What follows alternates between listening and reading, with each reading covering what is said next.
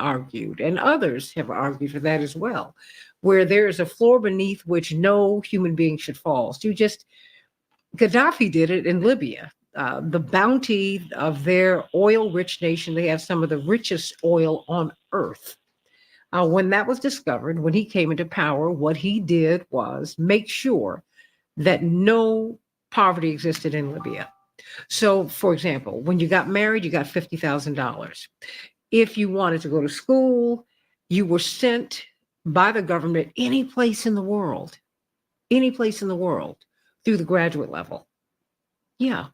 And there was basic income that everyone got because he said the oil that was discovered in Libya belongs to all Libyans.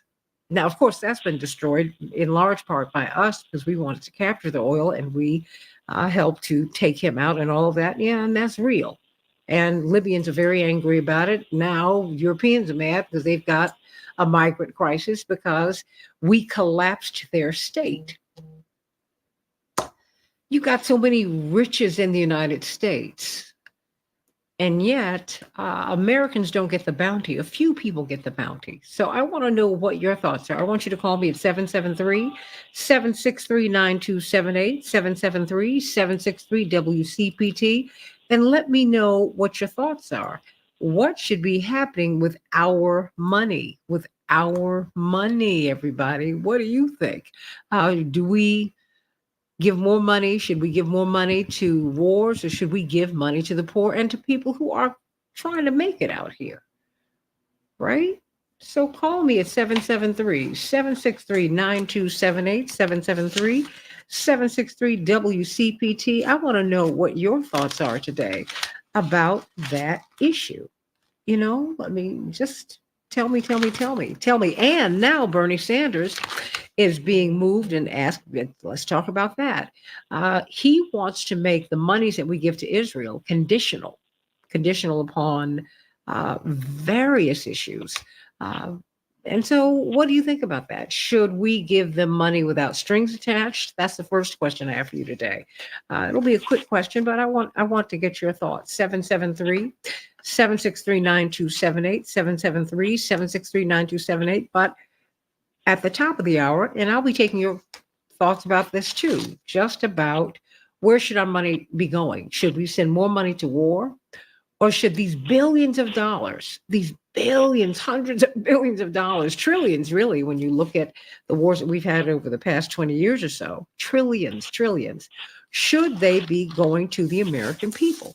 Call me at 773 763 9278. Particularly since the census shows that Americans are functionally struggling, functionally poor, best dressed poor people on earth. So call me at 773 763 9278. Let's get some of these headlines out the way. More hostages are set to be released from the Gaza Strip today. It's the sixth day of this pause in fighting between Israel and Hamas, which may be extended to release more hostages and Palestinian prisoners. Its DIA director traveled to Qatar to push for a longer pause in the return of 8 or 9 Americans believed to be held in Gaza. It's very interesting. America is not taking the lead on these negotiations. That is coming from Qatar. And I think we need to be very, very clear on that and get the pronunciation of the country correctly. Indeed, several reporters in our press conferences have expressed their offense at the fact that we keep calling them Qatar. It's not Qatar, it's Qatar. Okay, all right. Rosalind Carter, what a beautiful, beautiful service it was yesterday. And to see all of the living first ladies there was just a wonderful, wonderful thing. But it spoke to her legacy. Her life was celebrated at a memorial in Atlanta yesterday. So proud of Amy Carter. She read that love letter from her father to her mother. What a wonderful, wonderful service. The grandchildren, the great grandchildren participated, the childrenship. We've known the Carter family for a long time, and we just thank God for them and their legacy. The former First Lady's husband was there, former President Jimmy Carter, the Bidens, the Clintons, former First Ladies Michelle Obama, Melania Trump, and of course, Laura Bush. It was a wonderful, wonderful, wonderful service. Her funeral will take place in Plains, Georgia, at the Baptist Church where she and her husband of 77 years worshiped and where he taught Sunday school. A powerful political network endorsed Nikki Haley for president yesterday, also known as the Koch brothers billionaire. That's right, that billionaire backed the former UN ambassador in an effort to stop Donald Trump. Good luck, everybody. Call me at 773-763-9278. Will that work? The U.S. is urging Israel to be more precise in their Gaza strikes. More than 14,800 are now dead, most of them women and children. 160 people still remain captive in Gaza, and thousands more remain captive in Israel, Palestinians. Senate Democrats will meet with the IDF officials to discuss Israel Hamas the conflict. And indeed, Senator Brian Schatz of Hawaii said it will be an extremely frank conversation. And so, what do you think about that? And thankfully, all 41 men who were trapped in the tunnel in India, they were released alive. How wonderful is that, everybody? And interestingly, Putin has noted the importance of establishing Palestine within the 1967 borders, which is what the UN has said.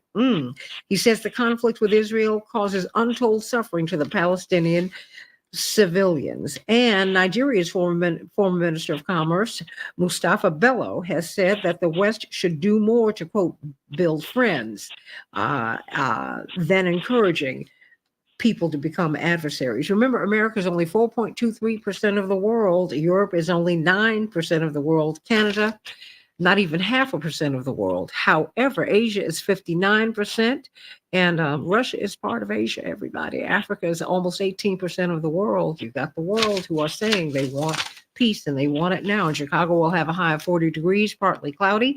Minneapolis, St. Paul, 42 degrees, partly sunny. In the NBA, the Celtics 124, the Bulls 97, a blowout, but they needed those points, everybody. The Timberwolves 106, the Thunder 103. In the NHL, Chicago 4, the Kraken 3. And the Wild 3 and the Blues 1. And those are the headlines on the Santita Jackson Show. How you doing, Pastor Vicky?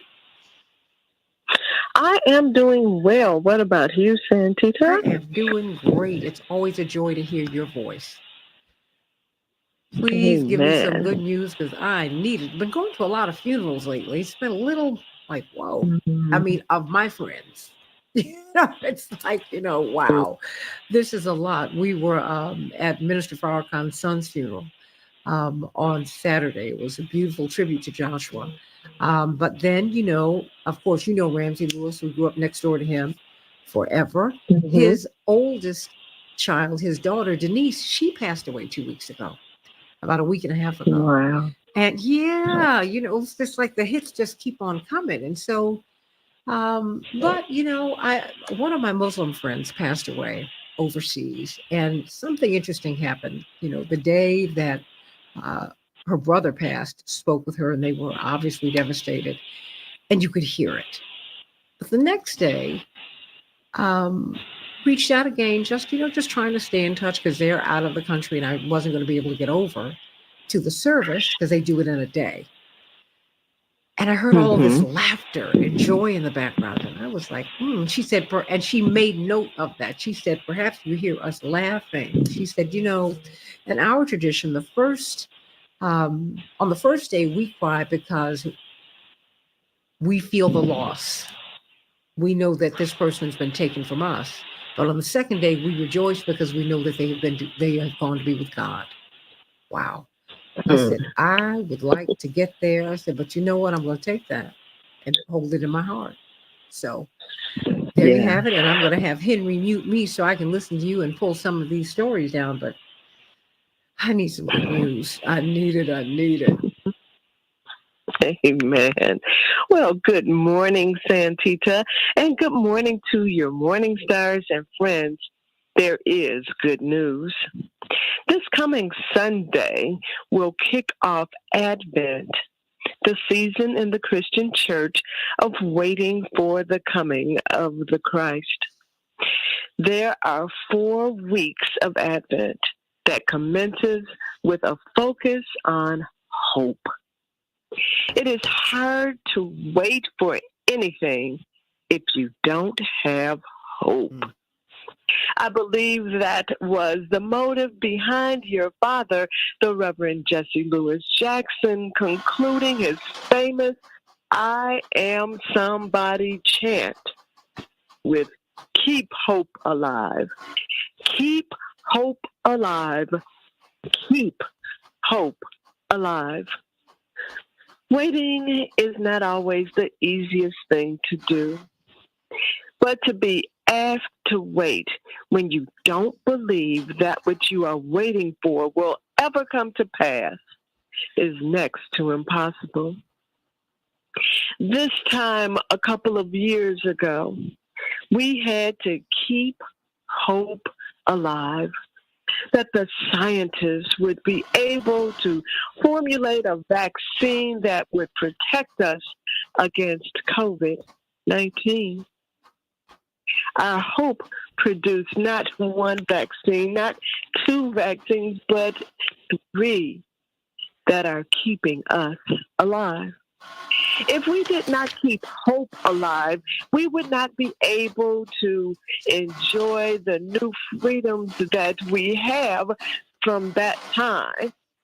Being able to have Thanksgiving celebrations with family and friends present. If we did not have hope, we might still be living in those restricted days where people were depressed and sad due to the lack of human contact. Keeping hope alive eventually resulted in the coming of the newborn king, a king who not only fought for himself, but for the people who needed it most. You may be a little apprehensive about things that are to come in your life.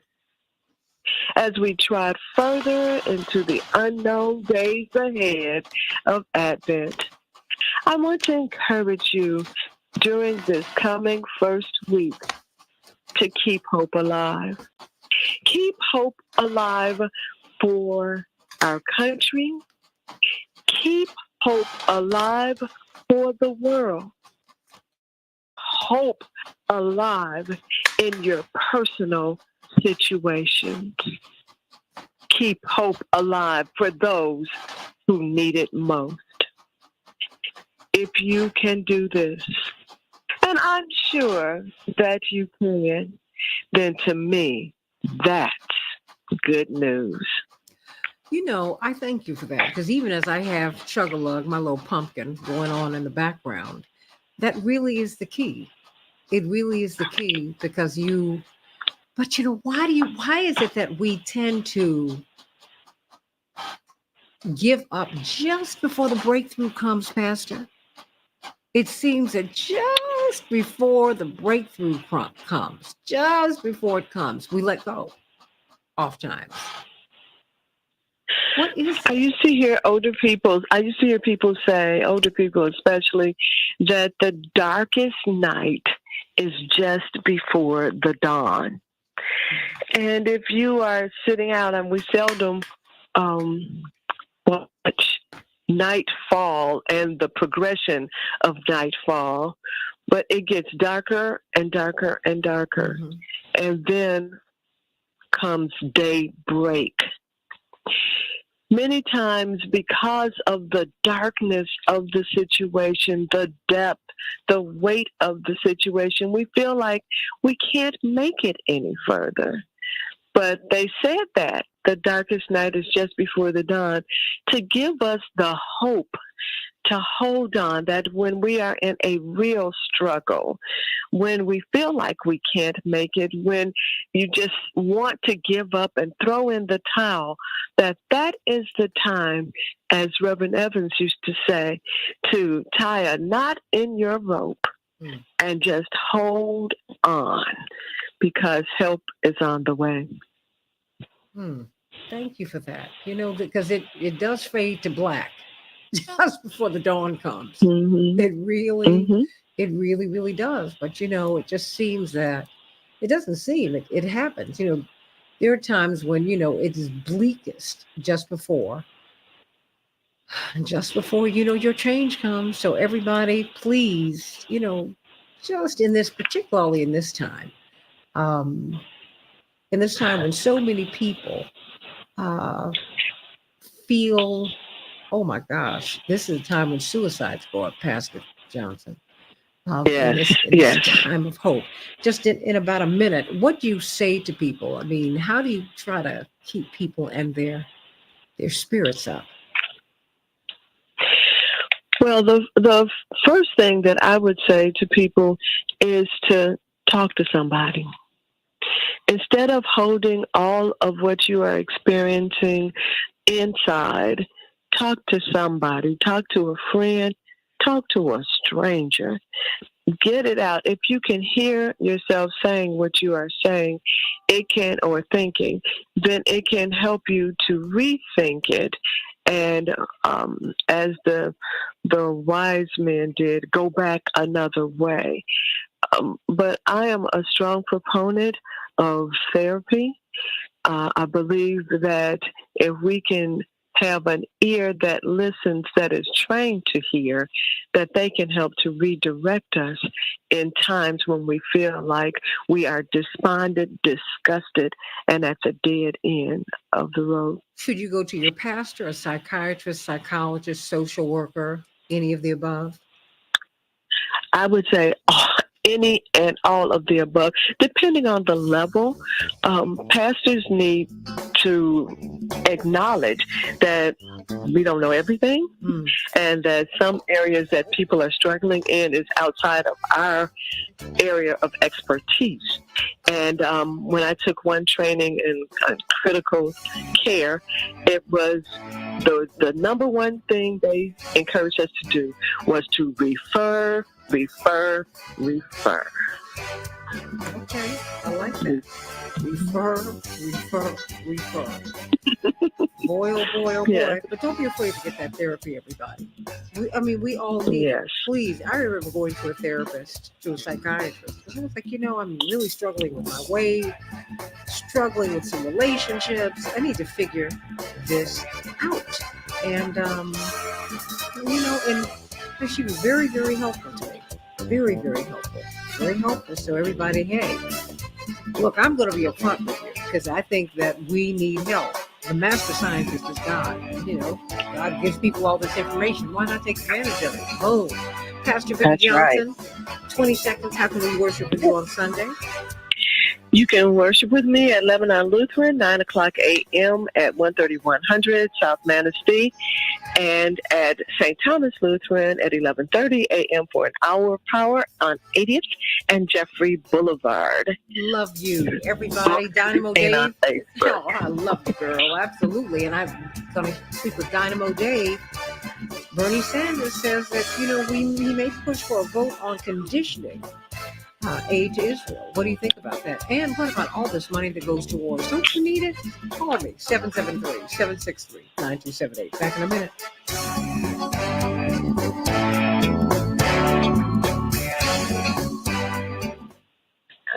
Thank you, Pastor Johnson. Dr. Knighton is teaching over in Saudi Arabia. Ah, wonderful. Is that not wonderful? She sent me lots of pictures yesterday. I said, girl, you just better go. I'm so proud of her. I don't know what to do. And she said it's been a life-changing experience. So I can't wait to hear from her next week, because it does, it's when you see yourself differently. Sometimes when you see yourself through someone else's eyes, you can see yourself differently. That is great. Yeah, I'm proud of her. That is wonderful. So I want to thank you for being with us today. You are very welcome. And I pray God's blessings on you as you have experienced these transitions in your life. I just love the way that in our culture, we can stretch things out so long until you're just so burdened by the time the celebration of life comes. You have very little celebrating left in you. Oh, But I honey. love that one day thing of one day of mourning, and then let's celebrate. Let's thank God because all of those songs that we sing about um, going up yonder to be with my Lord, Oh, and yeah. in that great getting up morning and all of that. And then when it actually happens, we can't take it. But if that is really our testimony, if that is really what we believe, then there should be quite a bit of rejoicing. Absolutely. Oh, well, doesn't the Bible tell you to cry at birth and rejoice at death? That's right. It's just, do we do that? No. But, I mean, that's, my mother said, no, at the wedding ceremony, you ought to be crying. Oh, mama. And of course, that sounds just like You know it Mrs. sounds just like her. She said, honey, this is where the work is about to begin. She said, what you doing? She said, I mean, we were at some wedding. And my father and I just looked at each other and said, oh. She said, honey, now it's about to get real tough. Now you can call me now. Oh, I said, we had a good not life the words jacket. you're expecting to. Oh, I mean, not the words you're expecting to hear. No. And in the reception line. No, be clear. My mother's gonna give you that. She's gonna give you that. You know this, and you know that, Vicky. She's gonna give you that. You know, my mother's gonna say, let me tell you something. This thing ain't easy. But she's right. Mm-hmm. Like of course, she said, so just stop playing the game, okay? Mm-hmm. Hey, BJ. Oh, it's Dwight. Hey, Dwight. How you doing? Hi, Ms. Jackson. Yes. We have Attorney Hoffler, Dr. Gibbs, Rachel, Ida Buff, and Dr. Gibbs, and Dwight McKee. Fantastic. Back in about 40 seconds. Okay. How's your husband? You better? That's the smartest man I know. Yeah, how's your husband? Is he better? Yes, he is. Yes, he is. I Thank didn't know you. that your husband had been ill. Yes, he had a stroke October 2nd. Oh, bless your heart. Mm-hmm. Okay. But he's Ain't that doing something very, that you can well. still bring the good news? She went through all that, it could still bring the good news. Yeah, because it is good news that he's through. It is good news that he has activity of his limbs, mobility, all is well. Change the world. We can change the world. We can change the world. Change the world. This is the Santita Jackson Show. War and hate to a place of love. It's not too late. Gotta save the children. We can't wait. Let's change the world. Hey, everybody. Welcome to the Santita Jackson Show, sending Pastor Vicki Johnson so much love. Had no idea. Thank you, Dwight McKee. As we have been getting inspiration from her, she has needed encouragement and love from us. Her husband had a stroke in October. And praise be to God, he's doing well. But, as a tribute to her spiritual maturity and the fact that she does keep hope alive, she's kept on going, kept on pastoring, she's kept on serving, and she has been here with us, and being a wife and all these wonderful things. And we just thank God for you, Pastor Vicki Johnson. Thank you for your lived example. Thank you so much. Love you, love you, love you, love you, love you. Everybody, let's talk about, today we're going to be talking about money for war, but not for the poor. Americans are functionally poor. That, according to the 2020 census, Americans on average make $41,000 a year. Now, you need about $61,000 just to keep your chin above water. So something is not right here. So when you see, I'm hearing something in the background, everybody. So when you hear, okay, we're going to give $100 billion to Ukraine, Israel, and go sneak Yemen in there. You got to go, whoa. What about Americans? And every time, we got to debate Social Security. We've got to debate all of the programs that keep us alive. So I want to know what your thoughts are about that. So continue to call me at 773-763-9278. But first, let's look at Bernie Sanders. Many progressives have been a little put out because um, he has not signed on to the idea of a ceasefire. Okay. But now he is maybe thinking about pushing for a resolution that would make aid to Israel conditional. So what do you think about that? Call me at 773-763-9278, 773-763-WCPT. I want to know what your thoughts are. Should that be the case, not just with Israel, but with everybody? And if you're going to get our money, and typically it is, um, we generally have conditions. But first, before I go to you, Dr. David Gibbs, and you, Attorney C.K. Hoffler, and Rachel Ida Buff, and Dwight McKee, let me go to Dynamo Dave, who called in this morning. How you doing, Dynamo Dave? I'm doing very well. How's the sweet sunshine of Chicago doing? Oh, I just love you. You sweet I'm man. fine. Thank you, Oh, Dave. get out I'm of here. He's not fine. thinking about Thank you. you, Dave. See, ego run amok. There's more than one sunshine in Chicago. No. Emotionally, he's so needy. Ain't that nothing? Just needy. Can't let me have nothing. But how are you? Okay, sunshine of our lives, Dwight. Do you feel better? Yes. Okay. Ain't that nothing? He's always so funny. So what's on your mind today, Dave? You mentioned about where we should redirect our defense spending.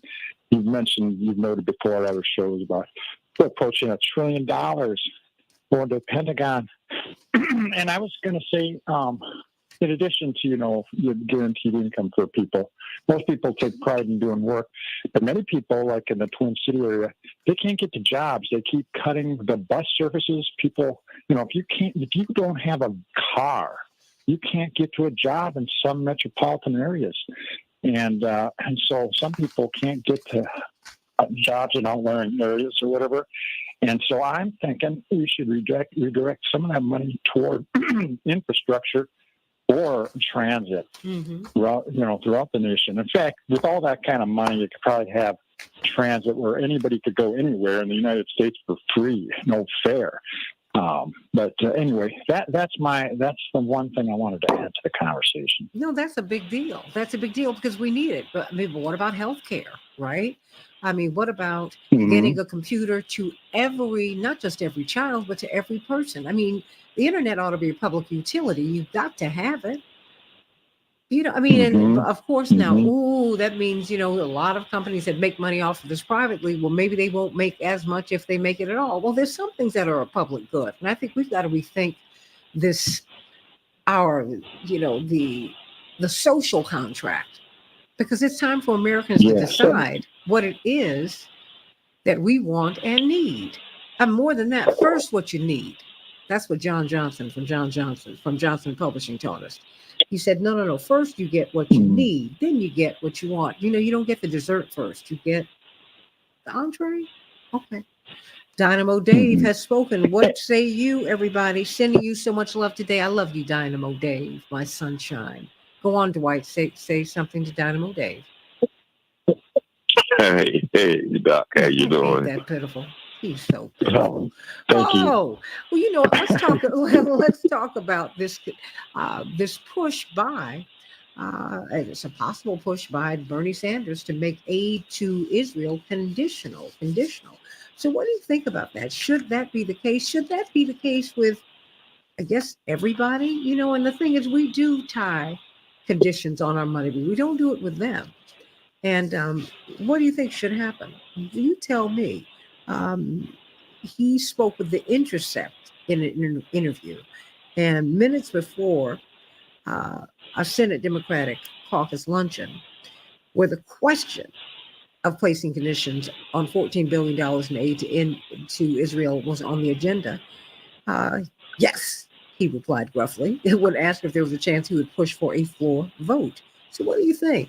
We've got Attorney C.K. Hoffler, we've got Dwight McKee, Rachel Ida Buff, and I want to know what your thoughts are today. Dr. Rachel Ida Buff, if not now Professor Rachel Ida Buff. Of course, you're from so many organizations. Of course, I met you from, if not now, but Jewish Voice for Peace, Never Actually, Again Action, Wisconsin. Rachel, what should we have? Should there be conditions? Should he take this to the floor? Yeah, thank you, Santita. Good morning. And primarily for the purposes of this show, I'm Jewish Voice for Peace. I've never been, if not now, but I like them. Oh, No okay. shade there. So when we were talking just now, and we're thinking about, how, the old bumper sticker, like, why shouldn't the military be having bake sales instead of the schools to fund their operations, right? We're really trapped in this Cold War paradigm. So during the Cold War, the idea was that the communists were, trying to get us, take our good stuff, hurt us, turn us into godless whatevers, right? And whether you believe that or not, that was the dominant paradigm that informed our foreign policy. So we got to fund our friends and destroy our enemies and all that stuff. And, the wall came down in 1989. Communism is no longer a threat. So, our whole, the way we fund foreign aid is predicated on that notion that it's a terrifying world out there and we have to be really careful. And what we kind of have done collectively, and certainly the State Department has done, is kind of slide Muslim and Islam and, the idea of terrorism into the communist spot. Like, someone's always got to be getting us, right? With the communists, now it's the terrorists. So we went to war for 20 years after 9/11 because we didn't like what the terrorists did on 9/11. No, right? Let's put that aside. But the question is, are we safer for the blood and treasure, for the deaths of our young people, for the incredible amounts of money, for bankrupting our schools, our public health, our parks, our roads? Are we better off? And the answer is a resounding no. So that means we need to rethink the way we think about the world. Like they're all trying to get us, and we have to like strike while the iron is hot and keep them at bay. That doesn't really work. I personally don't think it was ever true in the way that it was preached during the Cold War. And now that we have people like Betty McCollum in Congress who's saying, look, let's really think about funding regimes that put children in jail, like Israel, right? So we're seeing the release of captives of Israel in exchange for the hostages of Hamas. And who's coming out of jail? It's 12-year-old boys who've been in there since they were 8. It's moms who are guilty of hugging their sons or, I saw a really interesting clip yesterday where they were saying, Palestinians are never taken as human. So a 10-year-old boy watches the IDF, the Israeli Defense Forces, kill his older brother. And the next time he sees those guys in the street, he throws a rock at them. He goes to jail, right? He never gets to be a child. Like, oh, you screwed up. You should not be throwing rocks at those folks. No. Right? We want to really be careful about regimes like this. Our whole raison d'etre, the whole point of, allegedly, of our foreign policy architecture is to support democracy. That's not what we're doing because we have no conditions. So Betty McCollum's bill is, let's withhold funding from Israel until they stop jailing children. That is such a low bar. It is a low bar, but boy, oh boy. I mean, because to see these children released, I mean, they're called prisoners, but, on the Israeli side, they're called hostages. I'm like, you held these kids hostage. How do you arrest an 8-year-old and put them in prison? That's exactly. That's wow. Dr. David Gibbs, your thoughts? I think one of the things that I've been struck by in my academic research is how all American presidents since Truman have seen themselves as foreign policy presidents and see domestic policy, policies that maybe are designed to improve people's lives or improve their education or their health care. American presidents tend to see it as very boring and as an afterthought. The exciting thing for presidents is to be a foreign policy president. I'm sure that's true of Biden. It was true with regard to the Ukraine war, which I think gave Biden, at least initially, the time of his life. It's also true with regard to the Israel-Palestine Gaza conflict now. And there is this sense that the really important thing for American officials is American power overseas. All right, it's a very exciting thing. It it has other advantages as well for a president. You don't, for the most part, you don't really have to deal that much with Congress. A lot of this can be done unilaterally. It tends to be bipartisan. Indeed, it is bipartisan. I mean, support for Israel, support for the war in Ukraine, has very little dissent from either party. And so there's really a great deal pushing presidents in the direction of war and military confrontation. Very little that pushes them away from that. I mean, one of the things that might do that, hypothetically, would be the public generally isn't that enthusiastic. Most of the public today wants a ceasefire in Gaza. The public is increasingly turning against U.S. support for the war in Ukraine. But it's remarkable the extent to which foreign policy is a non-democratic area. It's kind of immune from democratic principles and democratic pressures to an extraordinary degree. And again, I emphasize the fact that there's hardly any call for a ceasefire in Gaza right now. Even Bernie Sanders, one thinks of him as one of the most independent figures in Congress, has been almost lockstep with the Democratic Party on both the Ukraine and Israel-Palestine issues. He's assented maybe a tiny bit, a little baby step with regard to thinking about having aid conditional. But even that isn't expressed very strongly. And so I think there's this very unhealthy feature of U.S. politics that foreign policy is a special area. It's one far more important than domestic policy. And it's also not a democratic area. It's immune from democratic principles. It's insulated from democratic principles. And really that should be unacceptable in a democracy, though it's not. So what are your thoughts, Attorney C.K. Hoffler? Well, good morning, Santita. Good morning, everyone. I tend to agree with Dr. Gibbs. I put it in terms of every U.S. president in my lifetime, and historically, we go back even further, has a war, and sometimes two wars. That I do believe that we do define, or presidents do define, their success in terms of, in part, how they've been able to maintain world peace. And the fact that there hasn't been a world war since the 1940s is sort of indicative of how we as superpowers view our role. Yes, we have to handle domestic issues. Yes, we have to take care of our people internally, but the unfettered discretion and the real power of a president comes in his, at this point, his ability to declare war, to invest U.S. money in war without a lot of restraint. And so what President Biden is doing is what we've seen I've seen every U.S. president in my lifetime do, and that we've done.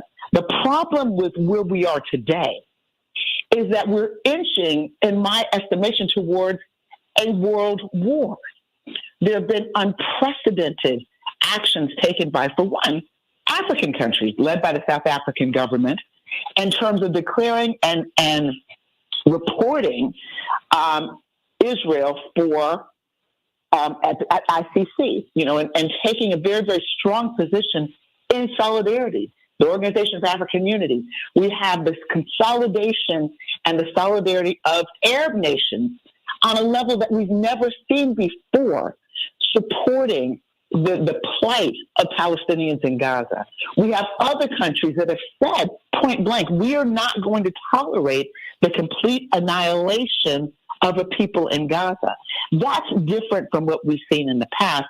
And we also are seeing internally in the U.S., as Dr. Gibbs just said, and as Santita, you and many guests have said, we're seeing the public in the United States. People are protesting because, much like they've done with other wars, because they want this to stop.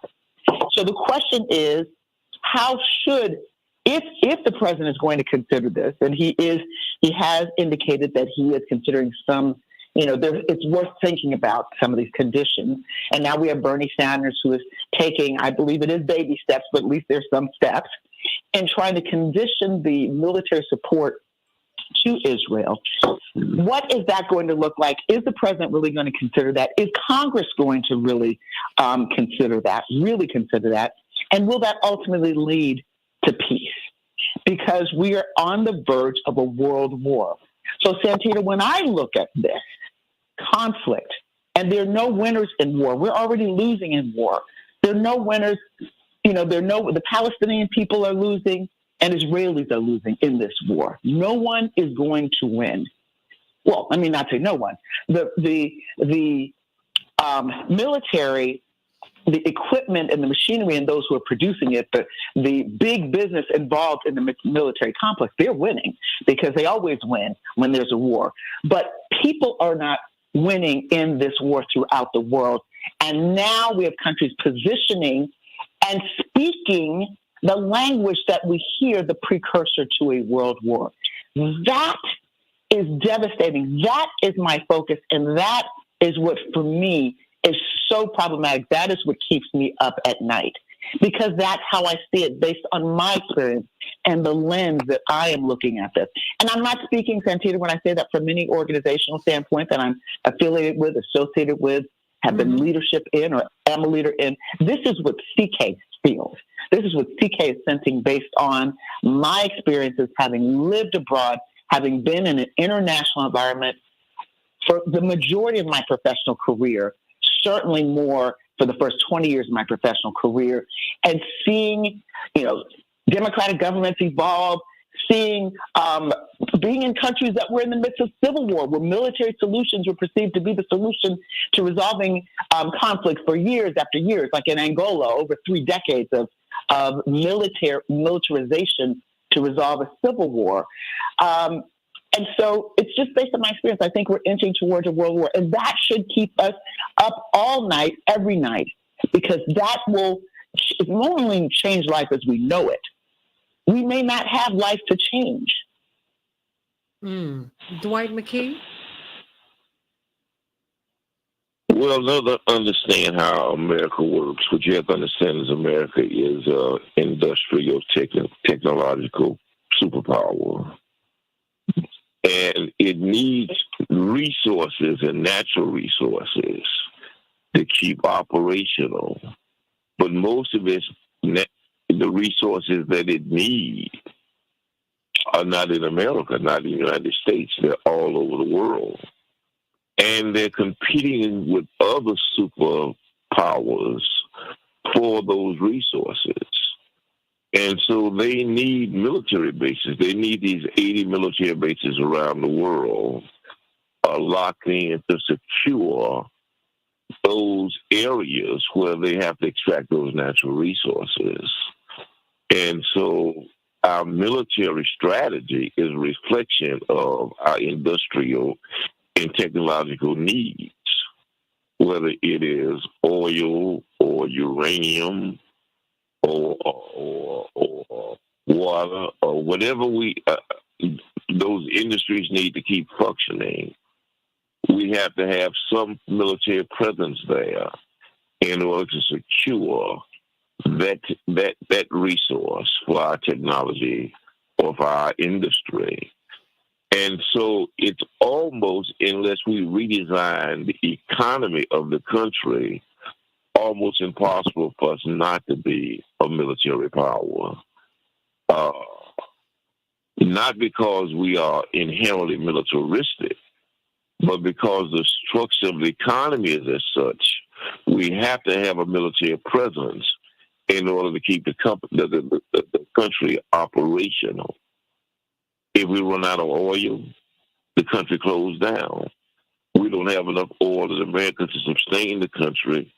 So, of course, we need a presence in the Middle East in order to make sure that us in England can dominate those oil interests. And so our relationship with Israel is because we need a military presence over there to help make sure that we can put Russia in check with Iran and with Iraq and put China in check with Iran and Iraq. And so we would have to reinvent our economy and go to start dealing with industries that don't require us to usurp everybody's resources in the world to sustain us.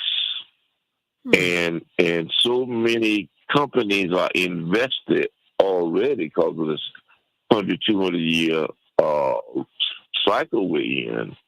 So many companies already invested in their present functionality, is that they are the ones that are most to making a change in the economy, because they would suffer first, lose their money first, and go out of business first.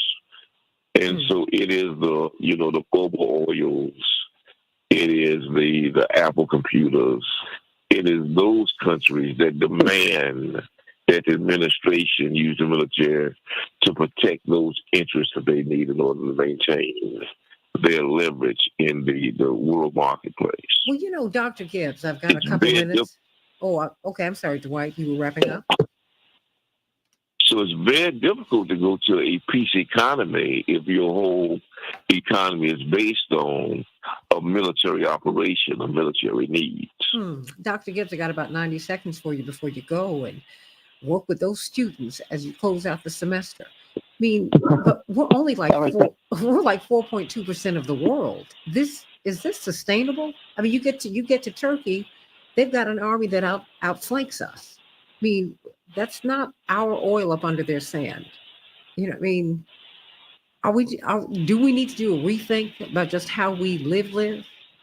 Because what we're doing is, I see it being sustainable, Dr. Gibbs. I agree with you. I think it's not sustainable. I think that Dwight McGee is of course correct that there are very definite economic pressures pushing the U.S. in favor of this sort of global militaristic policy. But the factors working against it are two things. One of them is that the United States from 1945 up until quite recently had these overwhelming not only military but economic dominance over the whole world, and was able to dominate partly because its economy was by far the largest in the world. That, of course, is disappeared for the most part, and China has now reached rough parity with the United States with a higher rate of growth. So in the future, China will eclipse the United States. And that's happening right now. China's growth rate has declined, but it declined from the stratosphere to a mere 5%, which is twice what the United States has. And so and other countries are now pulling away from the United States. You see even relatively small countries in Africa pulling away from the United States, for example, on Ukraine, on Gaza. And, this is going to happen at an accelerating pace. So that's one factor that will undermine America's ability to dominate organizations like the International Monetary Fund, the World Bank, the international architecture. That's going to erode and gradually disappear. Another factor pushing against American empire is the American public. Increasingly, you're having the public becoming tired of the idea of spending money on guns at the expense of butter at a time of stagnating or declining living standards. People are getting tired of that, and they're saying so in public opinion polls. I think America is facing, as everyone knows, a very turbulent, unstable period politically. The election of 2024 could be a very exciting election, but not in a positive way. We all know that. And there are many reasons for this. But one of them, I think, is the fact you have this split between elites who insist upon keeping America as a global imperial power and the public that really doesn't want that anymore. And so I think the public increasingly will become another superpower, shall we say, in American politics that will insist upon reducing military spending and reducing America's global footprint. And to my mind, that's a good thing. We're a democracy, and we should function like a democracy. Back with more of the Santita Jackson Show in just a minute.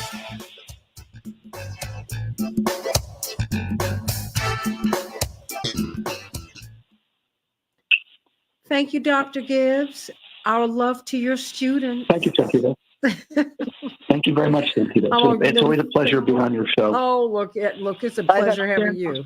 Thank you for the time, because I know, I forget. CK, it's like that time of year. Rachel. Yeah. Great. Professor. Okay, bye, everybody. Have a good day. Thank you, Professor. It's that time of year. All right. I wish my professor would have missed an exam. Yeah, that would have been great. But it's great hearing your voices, everybody. We're going to pivot now. Legal Q&A with CK. CK, I'll frame it and then kick it to you as we talk about what Summer Lee was talking about, which is money for war, but not for the poor. And I sent everyone a little bit of data. 2020 found that the average American income was $41,000. They keep touting 71,000, but actually it's much, much, much lower. And Americans are really struggling out here. Even people who have $100,000 paychecks are living paycheck to paycheck. So is it now time for us to shift our priorities? You let me know what you think, what your thoughts are. Call us at 773-763-9278. We're going to welcome Mark Fancher, Attorney Mark Fancher and Attorney Daryl Jones to the show. And it's a joy to be with all of you today. Please talk amongst yourselves. I mean, Dwight, you heard Dr. King talk about this many years ago. I'm sorry, Henry, you were about to say? All good, no worries. I was just going to say we have Attorney Jones and Attorney Fancher ready to go. Okay, Attorney Fancher, how are you? I'm fine, thank you. Good morning. Wonderful. Attorney Jones, how are you? Hey, good morning. Doing well, thank you. So glad you are here. And of course, you're on with, I don't know if you've met Professor Rachel Ida Buff. She's from Jewish Voice for Peace. And we're very, very excited to have her on. She's my sister in the born in 1960s class. I'm not mad at her. That's right. Go girl. Those of us who reference Kennedy, but we can't remember him, but it did have an impact. Did you say you said the 1960s class? Well, that's me. Okay. And you admit to it, and that is wonderful. Sure that do. is absolutely wonderful. Me, myself, and I'm from the 1980s class. That's what I said. Go girl. The 1980s class. Wait a minute, you and Aretha, who was 29 and holding at 80, but hey. I mean, I vaguely know the 1960s class hypothetically. I know it. But academically. I'm the 80s. Academically. I know it academically. Yeah, intellectually, hypothetically. Yeah. Perhaps that's the maybe. story I'm sticking to. Ain't that nothing? Perhaps. Oh man. Oh boy. Oh man, it just continues to resonate in my head. My father said, if you don't like birthdays, try missing one. I said, okay. He told me that on my 25th birthday. Because my mother was going on and on about age, and he just my father never contradicted my mother. But this time we were in Atlanta at the convention, and he came by my hotel room, which was obviously all our rooms were connected. He said, baby, I want to talk with you a minute. Don't want you to fall into the trap that so many women fall into. I said, what's that? He said, being afraid of aging. He said, in our line of work, aging is a gift. I said, that's true. And he said, aside from the fact that if you do not like birthdays, try missing one. Happy birthday. Love you. He said, I'm glad you're here. I said, okay, thank you. I said, that was a good, I followed him out down the hall as the Secret Service, tried to scurry to catch up. I was like, Dad, that was a good one. He said, stick with Daddy. I got some more for you. I said, okay. He was absolutely right. But I hear you, because there's, to be fair to women, there's such bias. Men are allowed to age gracefully, and women are not. I mean, I think we have to be straight up about that. It's not fair. But I think we have to take the bull by the horns on that, because, honey, I just saw one of the last appearances by Diane Carroll, and boy, she looks, oh man, I mean, there's some people, and you look at Diana Ross, you look at Tina Turner, you look at some people, and you go, now I'm gonna do it just like that. Watch me. Yeah. Well, Santita, for me, it's more a question of, if you say it long enough and you believe it and you live it and you will it into existence, and it becomes a focal point of, it becomes a focus for me, so that I ensure that I always put my health first in terms of my own care. Because if you have a A-type personality, kind of a busy life, and are always juggling, multiple balls, which many of us do, everything every day, your health can be compromised.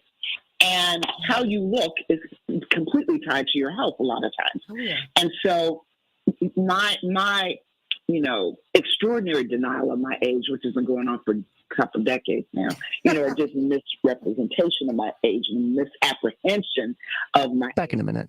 is more tied to, this is how I'm framing it, more tied to me wanting to claim that I stay in shape and reflect on the age that I always want to be, even though, there's a different age that is the reality. That's what it is for me. Sure. But you know what? I think of Phyllis Diller, who really hit her stride professionally in her late 50s. I think of Judge Judy, who hit her stride in her late 60s, early 70s. And I want to reframe what 60 looks like and feels like. Yep. Because the Lord gave me a reset at 40, 41, gave me another one at 60. And you know what? I'm going to keep on going until I get out of here. That's how Santita's going to do this thing, y'all. Boom. And, And you have reset it. And you have reset it. And you have reframed it. You really have. And I believe I have too. You have. I just haven't gotten to the point where I speak truth to the real age. Just haven't gotten to that. You don't have to. You can stay right where you are. Keep them guessing, girl. Keep them guessing, Chief. And Rachel has been quiet through the whole thing. Rachel, are you still there, Rachel? Professor? I'm still here. Stand by. I'm really enjoying the talk. I think change the world, change the world. Stand by, everybody. We can change the world. We can change the world, change the world. This is the Santita Jackson Show. War and hate to a place of love. It's not too late. Gotta save the children. We can't wait. Let's change the world. I am green. Hey, everybody. Welcome to the Santita Jackson Show. WCPT 820, the nation's largest progressive talk radio station. Everybody like and share the show. Like and share the show. They've been messing with my algorithms, y'all. That's right. Telling you I'm going to be on an hour or two later than I am and all of that. But like and share the show. Like and share the show. We've been getting a lot of wonderful feedback from more and more people who are just finding out about the show, just tuning in. And we're so grateful that they're so supportive. So everyone, please, WCPT 820, listen to us all day. In fact, this is going to be ground central for the Democratic National Convention. You don't want to miss that.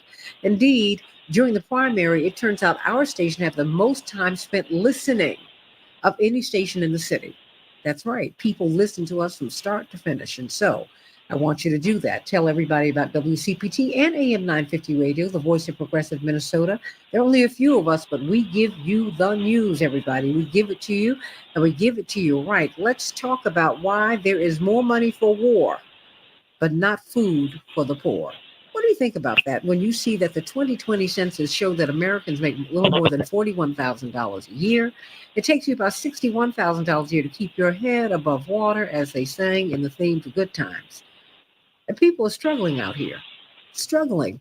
What if President Biden decided to cut that $100 million check, not for Ukraine and Israel and Yemen and all these other wars, for the American people? I mean, really, for programs for the American people.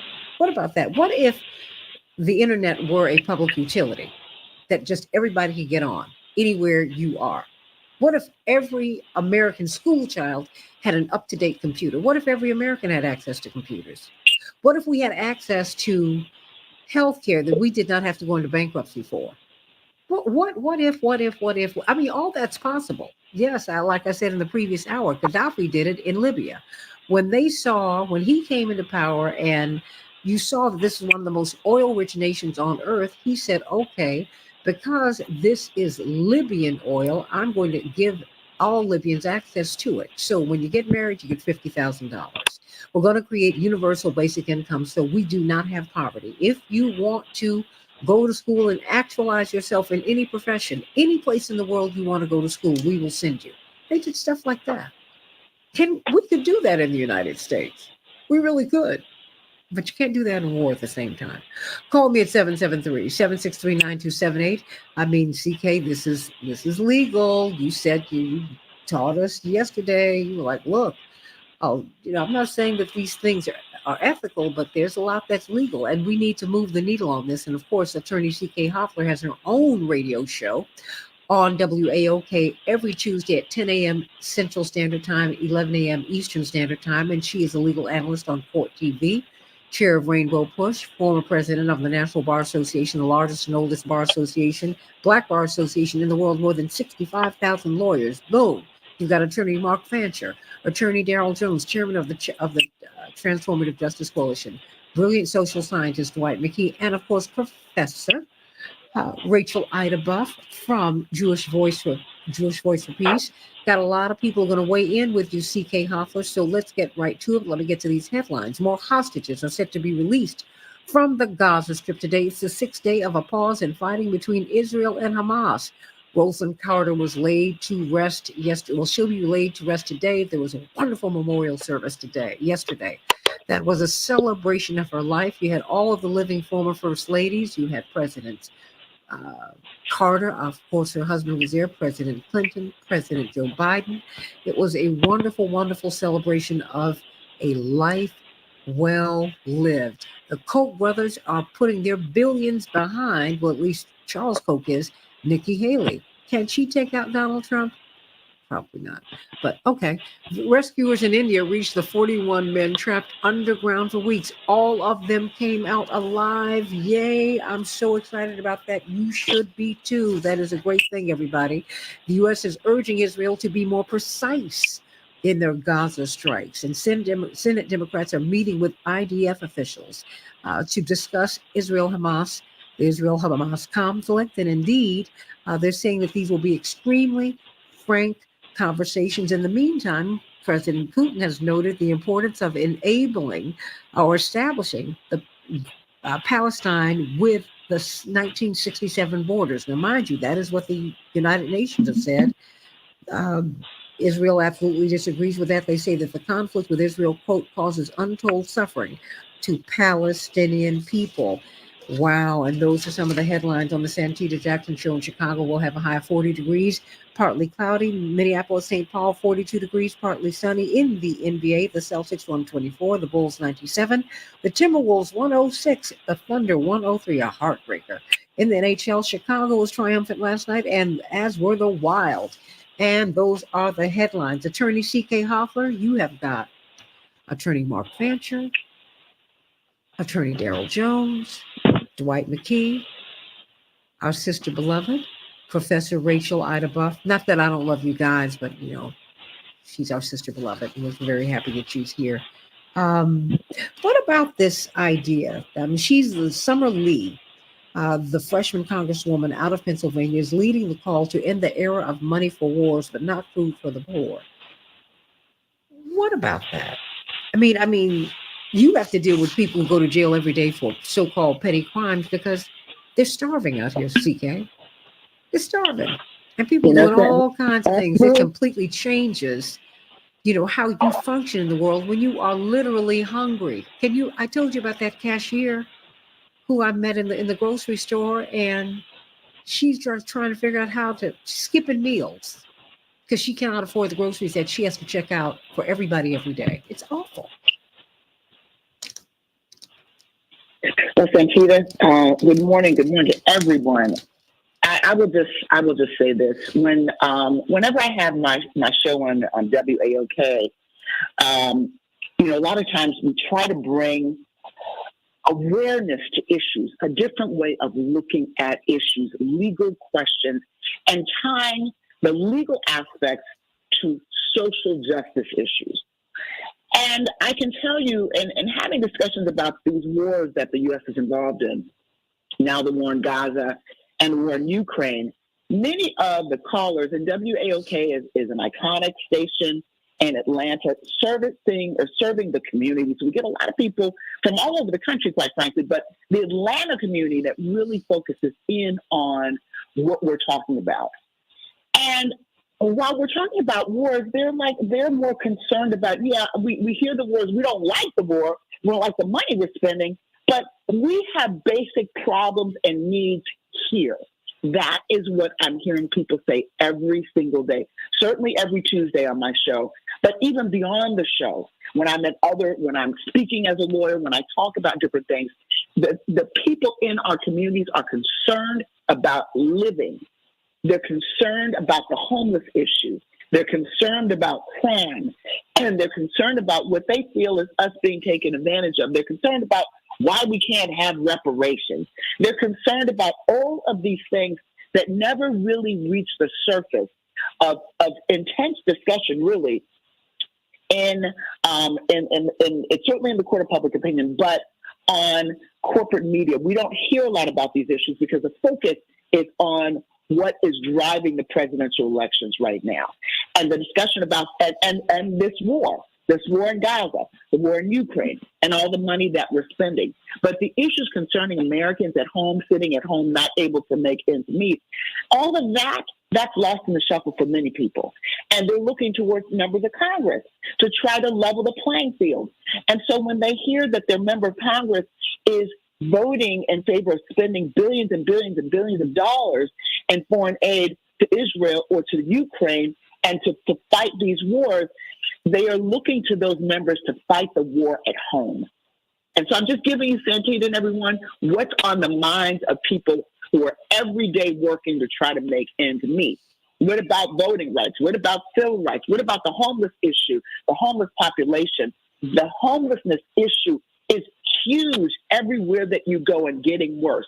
And the crime is at an all-time high. So these domestic concerns, I think many want to see them trump, for lack of a better term, the international concerns, or at least be on parity, at least be considered on the same level. If you're going to dump money into these wars, then dump money into our communities, dump money into programs that can help our communities, dump money into the real significant issues that are plaguing Americans here in this country. We're concerned about our men and women going to war. This is what is being echoed day in and day out when I'm speaking to communities.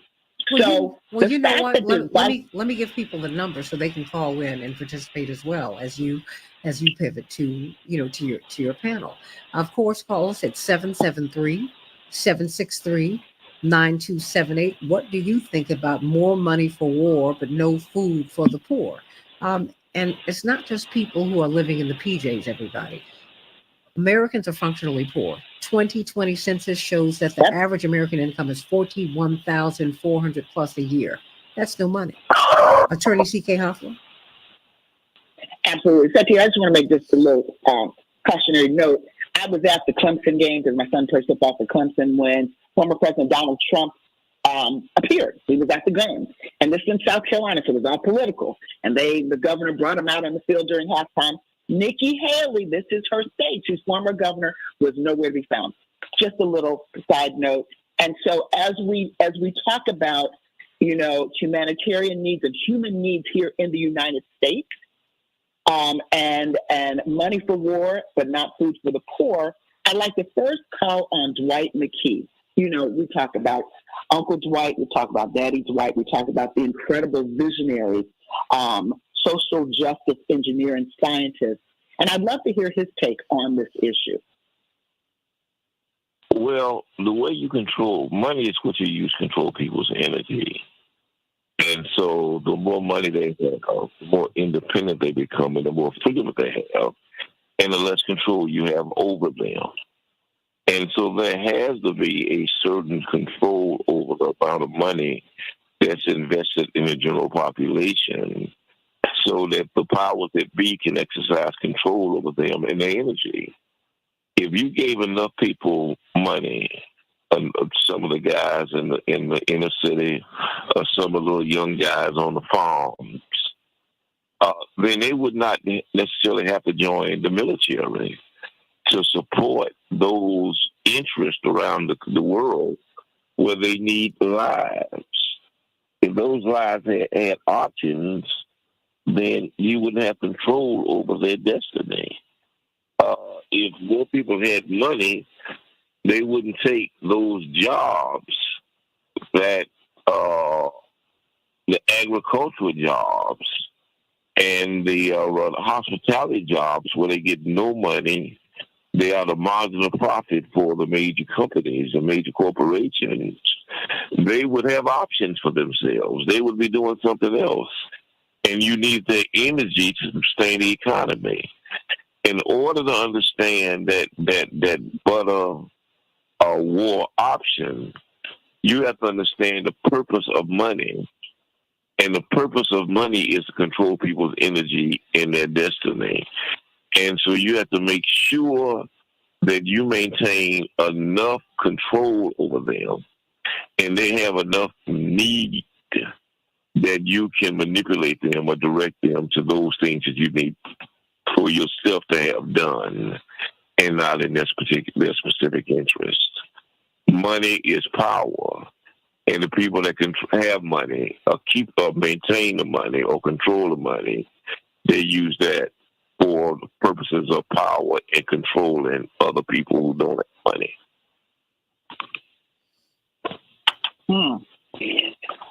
Well, it does boil down to money, and it does boil down to who controls the money, and the impact on our communities is at this point just devastating. Because you're right, if you have the money, if you have the ability to refuse military service and refuse doing certain jobs, then that will impact the overall perception of the military complex as it is, because they need people to go into the service. That's Dwight McKee, we always count on you to bring it real and to bring what the actual situation is versus what we see in the media.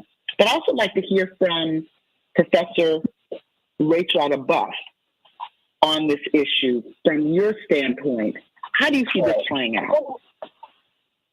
So let me get historical again and say that after World War II, the prevailing kind of fiscal and government theory was Keynesian economics. And Keynes said, the government's just going to spend. It's going to spend on military, it's going to spend on social programs, we're going to spend, and that's going to be good for the economy. And that worked maybe till 1972 for some folks. It was not equal, but there was this notion that we could solve social problems with spending. But when there were economic downturns and when there has been overspending on the military-industrial complex, this, in short, this is no longer working, right? We're a debtor nation. Our industry has vanished. It's no longer possible to sustain the really high levels of spending on the military. And I think about Dwight D. Eisenhower, no radical Republican president, military general, who, when he left office in 1961, said, beware the power of the military-industrial complex. Beware the spiritual and economic and social power of the military-industrial complex, because what we've created with interlocking boards, with the power of corporations like Lockheed Martin, G4S, like these global militarist corporations, they are invested in spend on war. They don't care about its effects. They don't care about its effects on people. They don't care about its effects on the American economy. They care about funding their own profit. And I want to talk about another historical figure. When we were talking just now and I was listening to the conversation, I was thinking about the late, great Gil Scott-Heron and his song, Whitey on the Moon, right? And so I'm just going to read you one stanza of it. I can't pay no doctor bills, but Whitey's on the moon. 10 years from now, I'll be paying still while Whitey's on the moon. And I think this is Gil Scott-Heron in his classically sort of subtle and brilliant way of saying, we can spend on the space race with Russia, but we're down here and we can't pay our bills, right? It's back to your checkout person who can't afford food. Those are decisions that have been made. And I think Dr. Gibbs was saying, well, we're a democracy and people are turning against us. I'm not sure, and I think Dwight D. Eisenhower was not sure in 1961 that we could remain a democracy with people with that much power and money and influence. And we're seeing this in our politics now, who just want to spend. Like, the stock market goes up when people are dying in Gaza. The stock market goes up when people are dying in Ukraine, right? So that's a pretty contradictory thing. CK, we have We haven't heard from Mark and Attorney Daryl Jones. We've got about 2 minutes. You want to hear from one of them before we go to break? Yes. I was going to call on Daryl Jones. The connection between money and basic rights that are being ignored, some people feel in this country, such as voting rights. You're in that space. Indeed, you and Barbara Arnwine are leaders in that space. What do you say about this? Thank you, CK, and good morning. And as Dwight and Dr. Ida before were discussing it, what I wrote down as a quick note was money is power and voting is power, because what we have to understand foundationally is that when we're talking about wars and things like that, there are political decisions that are being made by elected officials. So the power of that vote, the power of the masses, if you will, to be able to put people in office that make those decisions that are to be held accountable for prioritizing what's important. Is it more of priority, as Congresswoman Summer Lee is saying from Pennsylvania? Is it a higher priority for food over weapons, or is it a higher priority for weapons over food? That's what the voting rights fight is all about. Ultimately, the foundational strength, I believe, lays in electing officials that are consistent with the principles for which we want to stand. And, it overlays all of this, because we can determine as a people where the money is spent by determining who it is that determines where the money is spent. And that's the power of that vote, CK. Absolutely. Well, Santita, I know we've got to go to break because I want to hear from Mark Fancher. We need to hear from Mark Fancher on this issue. We want to give him ample time to express himself. So if we've got to go to break now, when we come back, why don't we hear from Mark Fancher and hear what he has to say about this? And I want you to continue to call. We've got callers calling in, and continue to do that at 773-763-9278, 773-763-WCPT. We're talking about more money for war, but no food for the poor. Every time you see a debate, you can bring that on up.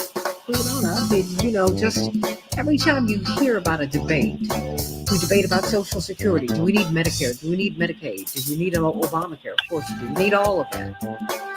But there's no debate about the Pentagon budget. They even get more money than they ask for. Every single time. But if you have an emergency shutdown of schools, your child doesn't have a computer, you don't have access to the internet. People are working themselves to the bone, and they cannot go to the emergency room. No. Think about that. Is that right? Is that right? Are our priorities in the right place? Call us at 773-763-9278, WCPT 820, the nation's largest progressive talk radio station, and AM 950 radio, the voice of progressive Minnesota, and the Santita Jackson Show YouTube channel. And guess what, everybody? SantitaJackson.com is up, so go on over there and check it out. All right, everybody, back in just a minute.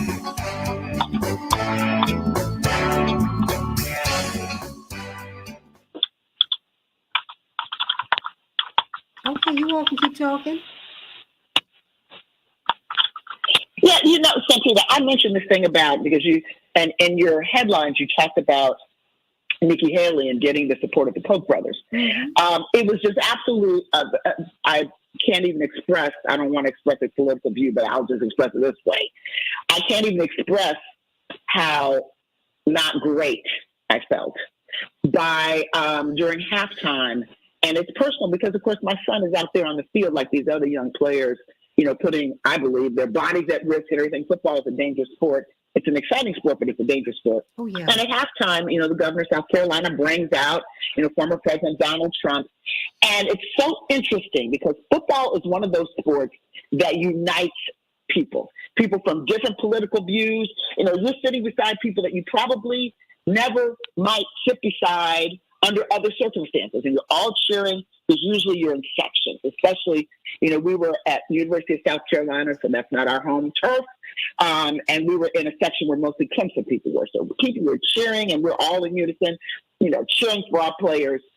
When the former president, set foot on the field at halftime, all of a sudden, you could see there in the bleachers a division. Because there were people who were chanting USA, USA, like sitting beside us. And there were many of us that had a visceral and negative reaction to that.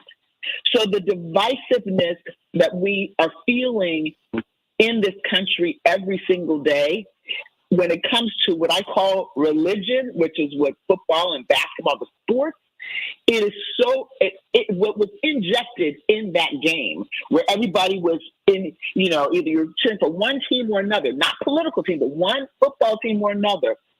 Right there within the groupings, you saw massive division and almost hostility, quite frankly. So and it was very interesting that Nikki Haley, this is her state, she was not there, not recognized or anything. So just very interesting comment. You know what, CK, Professor Rachel Adebuff is going to have to leave us to go to take care of her classes.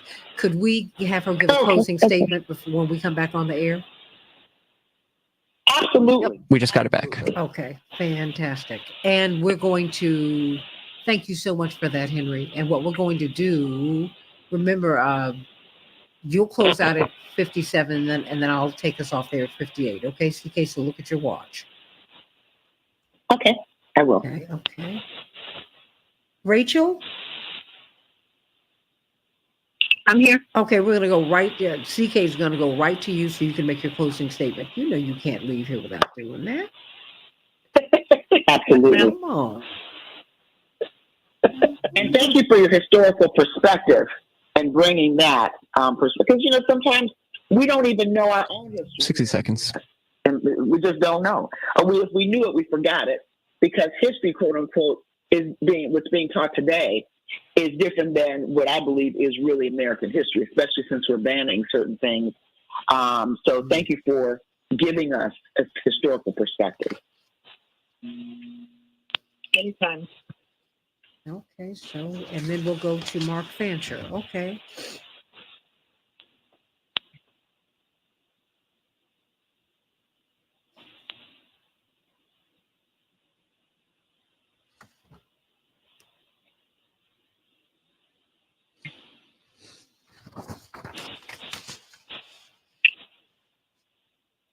Hello, Morning Stars. Hello, Robert and Linear Bob and Andre and Lorraine.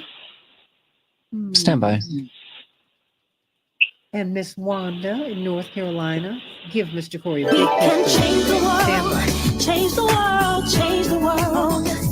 We can change the world, we can change the world, change the world. This is the Santita Jackson Show. War and hate to a place of love, it's not too late. Gotta save the children, we can't wait. Let's change the world. I am breathing. Hey everybody, welcome back to the Santita Jackson Show, Legal Q&A with CK. I am Santita Jackson. It's a joy to be with you today on the Santita Jackson Show on WCPT 820, the nation's largest progressive talk radio station, and AM 950 radio, the voice of progressive Minnesota. And of course, the YouTube channel, my YouTube channel, the Santita Jackson Show. Everybody, please get on over there and go to santitajackson.com. We just launched that website. We're going to be adding a lot of content to it over the next few days. So, Attorney C.K. Hoffler, of course, Professor Rachel Adebuff is going to have to leave us, as did Professor Gibbs. They're closing out those semesters. They got to keep it moving. We're going to hear from Attorney Mark Fancher. But Attorney C.K. Hoffler, I turn it over to you as we talk about more money for war, but no money for the poor. This is what Summer Lee said. The folks of all religions, races, and socioeconomic backgrounds that she represents want their families, their neighbors, and their world to be safer, healthier, and freer for all. They know that funneling billions more dollars into arms dealers' pockets won't keep our children safe from weapons of war at home or across the world. Indeed, these endless wars have cost U.S. taxpayers $8 trillion with a T dollars that could have and should have gone to ending worldwide hunger by 2030. That would have been $267 billion. And you still have $135 billion left over. And guess what that could do? It would provide universal pre-K, provide universal family and medical leave, and it would eradicate student debt. They could have done that with a stroke of the pen, CK and Professor. They were going to give $100 billion to these wars just last week. Oh, CK, take it away. Absolutely. I can't take it. Absolutely. Well, we want to give Professor Buck, who's got to go teach her class. We want to give her the ability to give closing remarks on this topic, and we thank you in advance for all that you're doing and for the historical overview that you gave us. Professor Buck? I'm here. I think that we maybe need to think about the world not dividing it in between domestic and foreign expenditures. And what I mean by that is, look, right now, right-wing politics in this country is animated by fear of the immigrants. Who are the immigrants? Who are the people walking to our borders from South and Central America, from West Africa, from Haiti?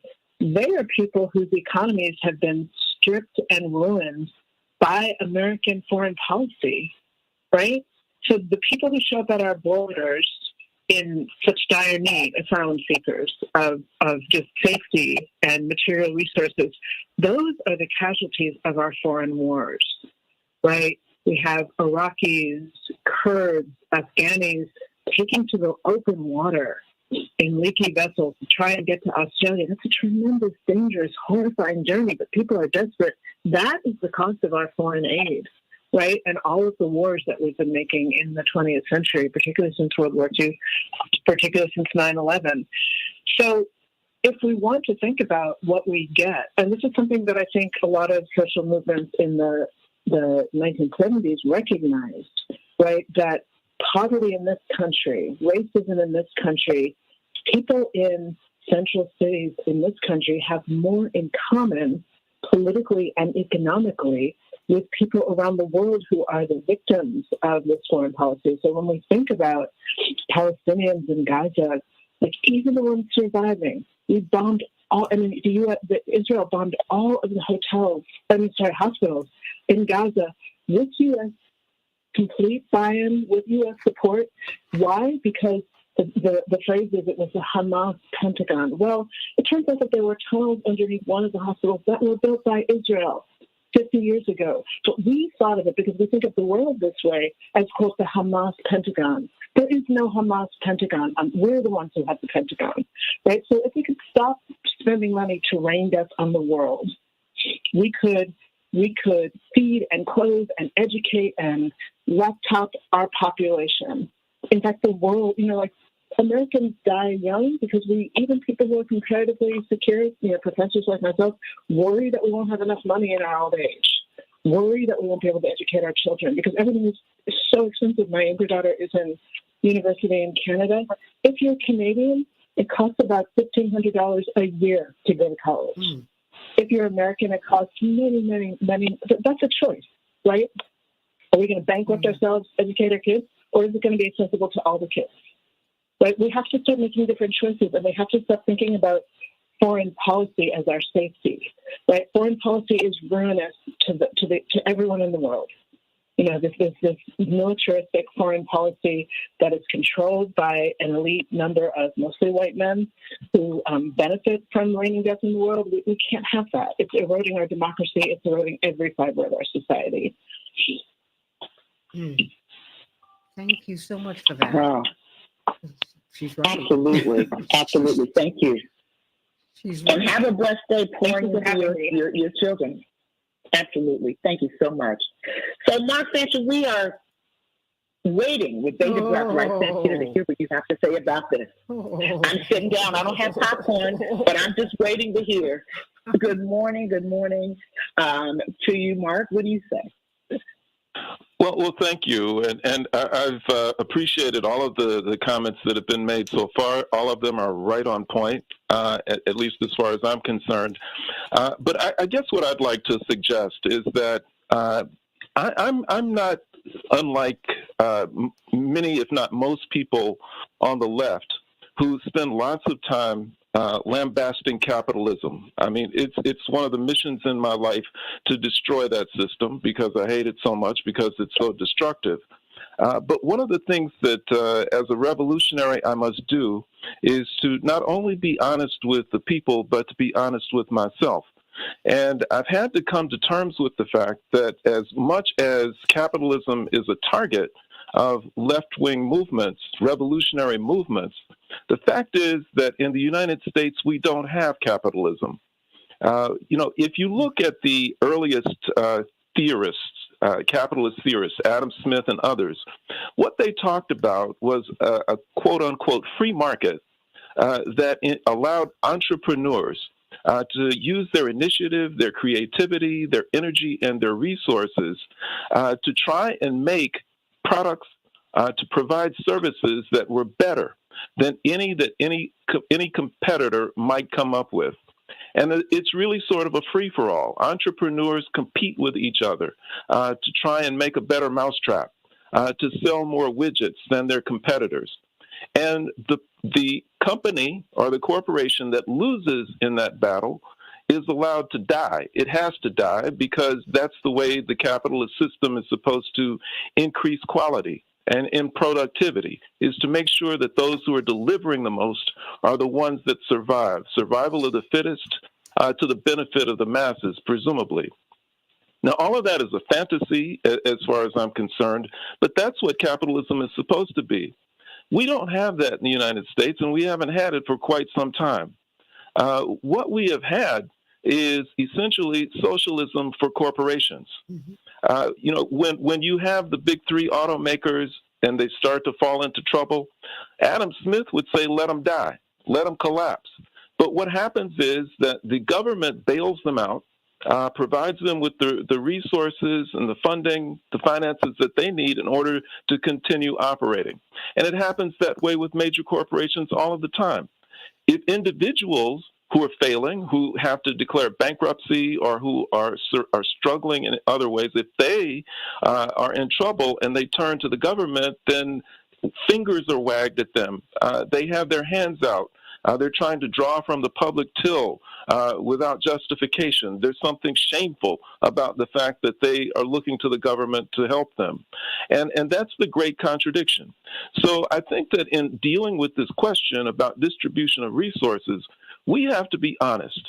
And we have to understand that the old phrase, government by and for the people, is a blatant lie. It has never been by and for the people. It has from the very beginning been by and for elite white interests. In the earliest days, it was families, white propertied males who had resources available to them and to their families, who were the ones who were able to participate in government. They were able to control the economy. They ran the society. And their descendants are not necessarily just families, but major corporations and multinational corporations that have no real ties or allegiance to the United States as an entity. They're global. They could care less. They couldn't care less about what happens in this country to real people. And when we get more specific, we find out that this socialism for corporations really has become more targeted at what we've been talking about all morning, which is the military-industrial complex. Because in order to sustain something like this, the multinational corporations and global capitalism generally has to have access to the resources of the planet. And most times, the only way that you can lock that down is through the use of force. The use of the military in order to take things from indigenous populations. And we're seeing it play out very well in Gaza, where they want the oil. And so this is a recurring situation. It is chronic. And I think that we delude ourselves if we think that what we can do as ordinary people is to come together and use the levers of government to dislodge this. This is permanent. This is hardwired into the system. It cannot be voted out. It cannot be mobilized out. It cannot, through the use of government mechanisms, be changed. And we have to come to terms with that. The only way that it's going to change is through revolutionary change. The only way is if the people themselves completely dislodge the forces that control this economy, control this government, and build something new. And, that's just a reality that we have to come to terms with. If not, then we continue to live in a fool's paradise and believe that we can elect a president that's going to change it. They won't. They're part of it. There's too much money to be made. There's too much money to be made from war. You need to fund Raytheon. You need to continue to increase the coffers and the profit margins of Lockheed Martin to build all of these heavy weapons that are used to destroy entire cities and entire countries in some cases, so that more contracts can be given to major corporations to come in and to engage in disaster capitalism by paying them lots of money to rebuild all of these cities so that they can be destroyed once again, so that this entire cycle can repeat. And meanwhile, a rat done bit my sister Nell while Whitey's on the moon. Her hands and feet begin to swell, and Whitey's on the moon. I mean, I think that's the reality. Gil Scott-Heron had it right back then, and it's still true. Well, let me ask, CK, may I jump in here? Because this is a question. Yes, This is a absolutely. question that I have, particularly since you are the lawyer for so many of these persons who engage in civil dissent. And I would ask this of the whole panel, of Mark Fancher, of Attorney Darrell Jones, but starting with Dwight McKee. Do you think that people believe they can change the society? Or do you think that people just don't have any belief that they can change anything? I think that most people who believe they can change society are the ones who are changing society. There's an elite here that see themselves as the power brokers, and they're trained and conditioned and educated to believe that they're going to be in charge. And they operate like they're in charge, and they set themselves up to be in charge. And there's a sense of they have the resources and the power to impose their will on everybody else. Now, theoretically, since this is idealistically a democracy, we have the numbers, but many of us don't have the will or the understanding. And so we stand manipulated by them in their resources and by their propaganda. And so we're like sheep, and they're like wolves, and they lead us to the slaughter because we depend upon them to tell us what we think, and we depend upon them to actualize our futures, and we depend upon them to give us the blueprint. And as long as you do that, then it does not matter what your numbers are. You're always going to become the pawn in somebody else's chess game. Well, Darrell Jones, your thoughts? Well, I agree with much of what Dwight has said. Obviously, I take issue when folks start putting into the orbit that the power of the vote won't make a difference in terms of the elected officials and what's going to happen is going to happen. And I lift up examples, right? Just smaller examples. I look at what happened down in Georgia, where there was an election of a black sheriff, who defeated a white incumbent sheriff, and they were really just brutalizing the black community down there, one by one vote. By one vote, the people there shifted the conversation. They shifted the policy that was in place.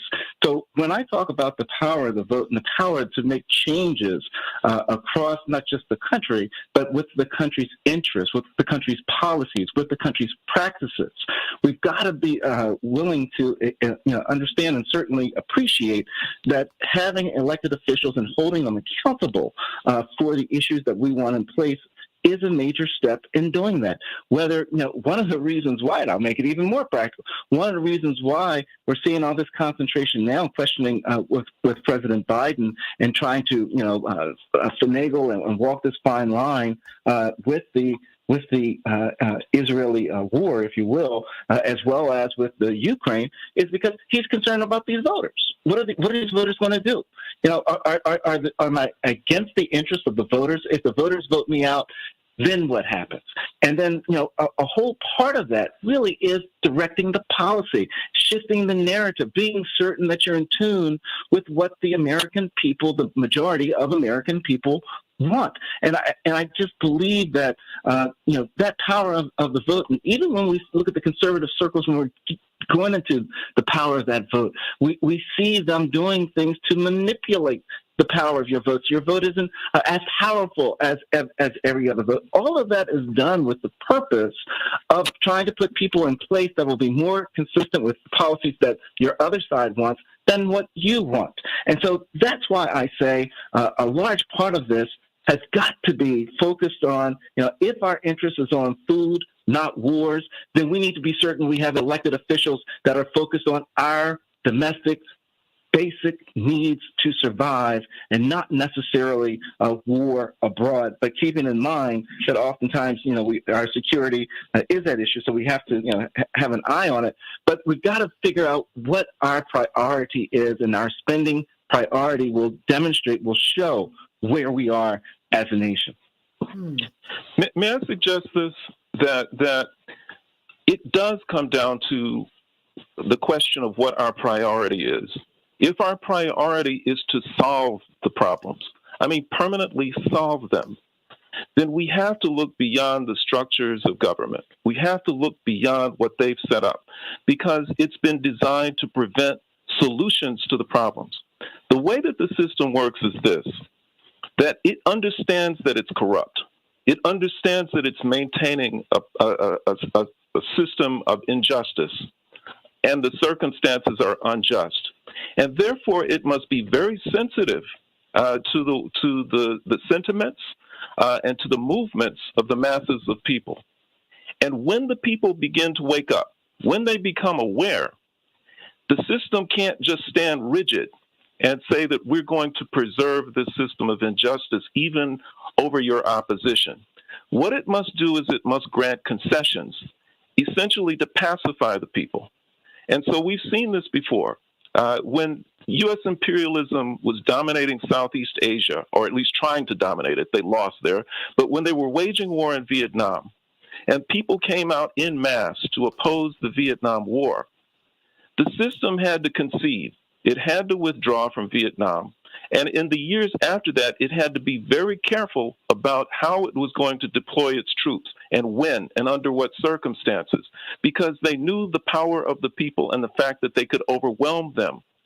But there is ultimately a line from which they will not budge. They will not surrender entirely the system of imperialism. They will not surrender entirely their control and domination, or at least their efforts to dominate and control the planet's resources. They will try and pacify the people as long as they can. But if the people decide that they actually want to try and dislodge these forces, these powerful forces and corporations, then the people will have to be prepared to face a real war against them, a violent war against them. And that's what's so frightening, I think, to so many of us, is understanding that.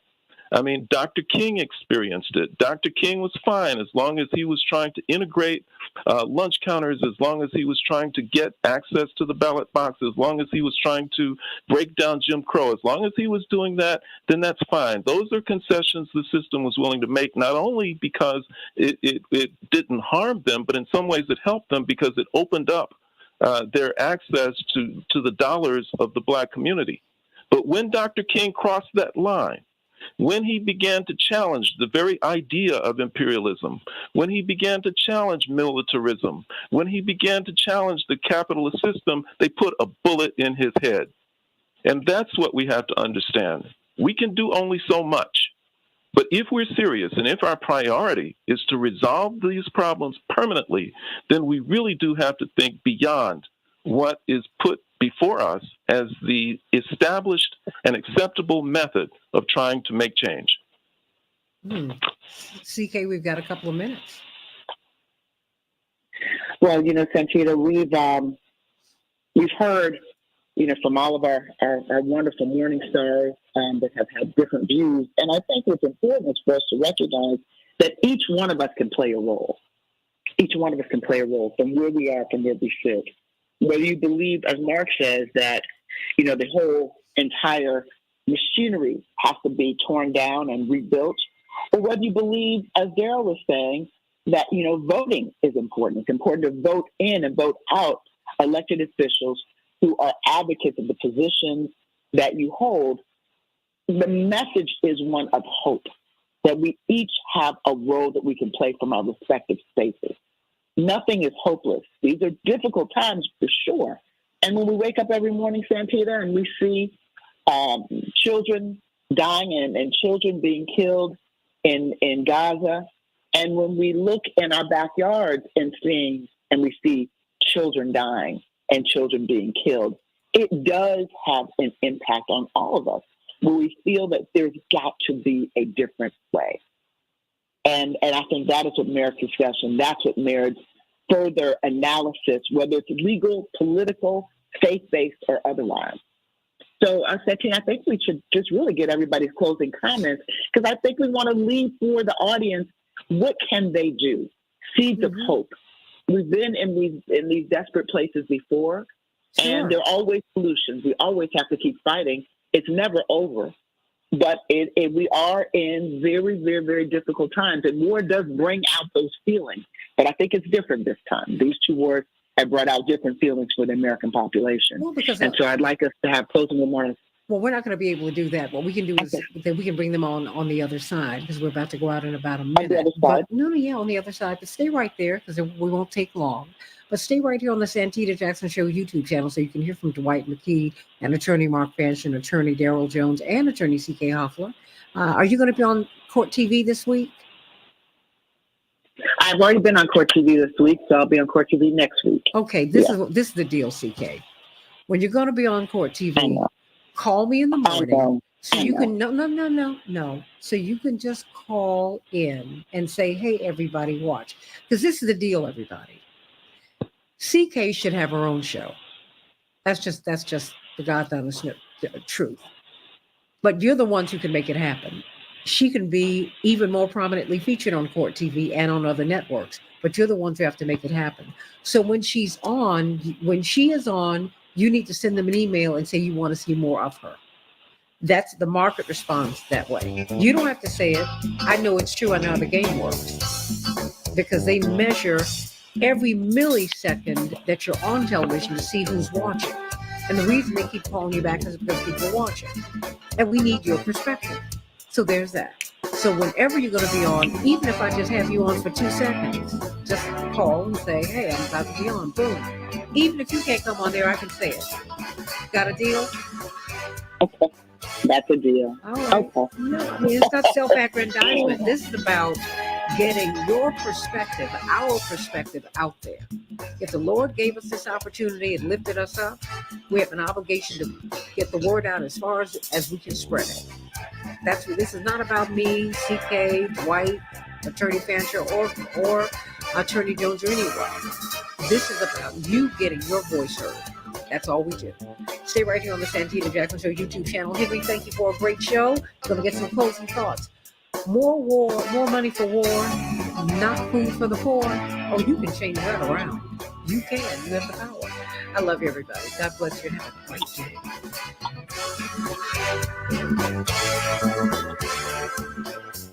Daryl, what are your closing thoughts as we look at more money for war and not enough food for poor? I mean, when you see just we could have had universal pre-K, universal family and medical leave. You could have eradicated student debt, and you still would have had money left over.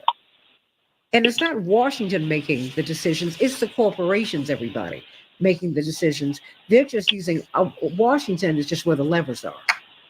This is what's happening. And you need to understand that. Everybody keeps saying, the problem is the politicians in Washington. The problem is the corporations who hire the lobbyists, who set the agenda. And you ought to be sick of it.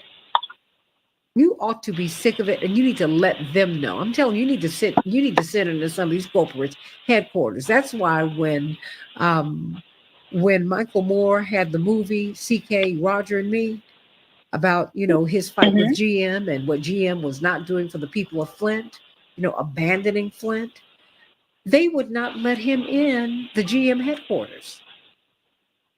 Just as one man with a little bitty camera. They didn't want to talk to him because of the light that he was shining on the injustice. You have that power. You have that power. Tracy, bless your heart. I wish you'd call in sometime. Bless your heart. And she said, I'm beginning to think that the constant Biden bashing that Mr. McKee, Gibbs, Dr. Gibbs, and Bryce Green is having the opposite effect. Someone called him a war criminal yesterday. Bernie does great work because he's in the know. No one's Biden bashing here. And if you think, wait till and you continue to listen, so I'm not mad at you. Wait till you hear Jeff Cohen, who had the Step Aside Joe campaign. That's what he has right now. Don't Run Joe campaign. He's going to be on Friday. Yeah. Biden's numbers are horrible. And we are in line to lose the presidency in November of 2024. Now, why don't you call in and tell us how he can raise those numbers? Because his numbers are so abominable. Quietly, Democratic insiders don't want him to run. They just don't have the nerve to come on this show and others and say it. David Axelrod said the quiet part out loud. And that's why people are shocked, because he's such a deep insider. But he said what everybody else wants to say. He thought that he would be able to dislodge him and move him over. He's the most unpopular president in modern memory. That does not mean that he's not done some wonderful things. He has. But for one reason or another, people are not feeling him. And people are not going to vote for him. And Donald Trump is on the fast track to be reelected. Is that what you want? Is this about Biden, or is this about the presidency and about an agenda that we need to have pushed through? I'm not into personalities. I'm into principle. How about that? Daryl, your thoughts about anything? No, you're right on it. Santita, I can recall, I believe it was a congressman out of Pennsylvania said, there are no permanent friends, no permanent interests, no permanent enemies, just permanent interests. Mm-hmm. And, one of the things that we've got to be so certain that we're focusing on are what are our permanent interests and what's the way to get there. And, whether it's Biden bashing, Trump bashing, or whatever bashing it is, the question, I think, at the end of the day is, does the dog hunt for the average American person? Now, are they doing what we want them to do? Do they match our interests, our priorities, what we consider to be important? And so, when we start talking about, the corporate influence in the defense industry that then runs into the elected officials because they need the votes to get whatever through. One of the things that, I've continually said is that, we need to vote out any rot that's there and vote in the hope, and then hold that hope accountable. And that's, I think, a large part of it. And it's important that we understand what corporations are doing what, and what interests are in our favor and what interests are not in our favor. And we need to support those to the degree that we can that are in our favor, and not support those that are not in our favor. I mean, until we recognize, as the average American, until we recognize the powers that we have within our ability to impact any change, that's what we've got to push on, is using that power to impact the change and to push forward with any change that we can make. When there's a war, we know that the weapon manufacturers profit. But we also know, if we just look back at the whole Iran, Iraq, and all of that, gas prices, skyrocket, and all of the domestic needs all skyrocket in terms of their costs. But we continue to fund the war. We're in a situation right now today, right, where we have the cost of everything is just escalating. The cost of food, medication, the cost of gas, all of that is escalating.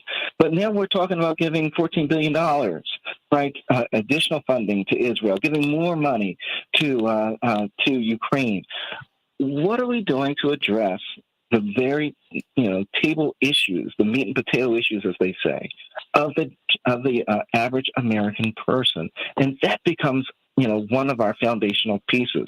Now, I think I agree with what Bernie Sanders is indicating with regards to if you're going to give weapons, let's attach conditions to it. But I don't know if the conditions should just be with regards to, who we're giving the money to, but what other monies then must go in place as well? If I'm going to give $8 trillion or $14 billion to someplace, then I've got to earmark some money to go to something to help domestically.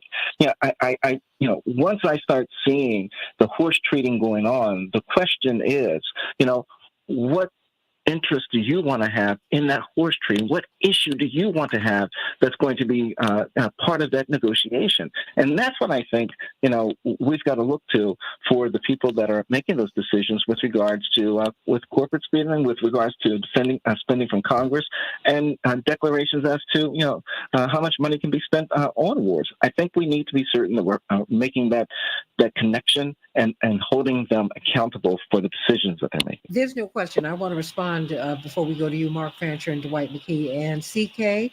Candy Stroud, who I absolutely adore. I've known her like since we were kids. Her kids went to school with my brothers at St. Albans and all that. We just go all the way back.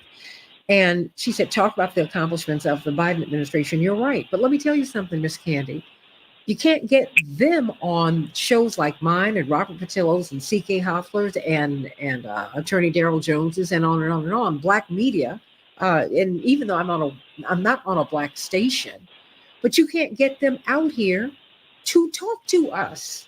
They need to be tooting their own horns. They need to be doing what the right wing was. They need to be passing out talking points. They're not doing any of that. They are not doing any of that. So, don't put that on me. I cannot do the heavy lifting for them. They are doing some things that Democrats always snatch defeat from the jaws of victory. This is insane. Insane. And his policy over in the Middle East is also insane because he's going against what the American people want. It's not right. Don't shoot yourself in the foot, Mr. President. That is what you're doing. Stop it. Stop.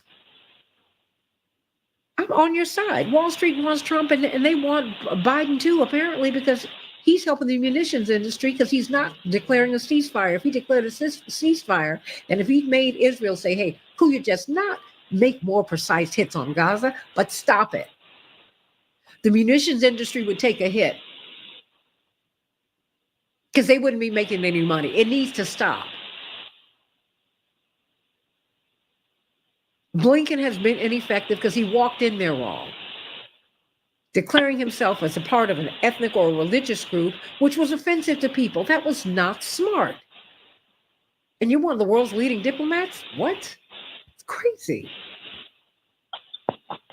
So, and they want, and Wall Street's not going to have anybody in here who they don't want, sadly. And Karen Lene, that is not, we do talk about policy. It is shared. But let me tell you something. This is a mistake that President Obama made. And you're seeing it play out in the critique of his presidency post the Obama years. Lincoln needed Frederick Douglass, who was one of his greatest, most ardent supporters and one of his chief critics. My father needs my mother, who is his chief critic. She's going to catch a flaw and she's going to tell it. But that will help to make you great. You cannot continue. You can't just walk around here and have someone just tell you you're great, you're great, you're great. No. What we try to do on this show is tell the truth. I hear something in the background, everybody. What we do on this show is tell them, hey, you know what? Let me tell you what the Chaparrals are saying, what the Renees are saying, what my Morning Stars are saying.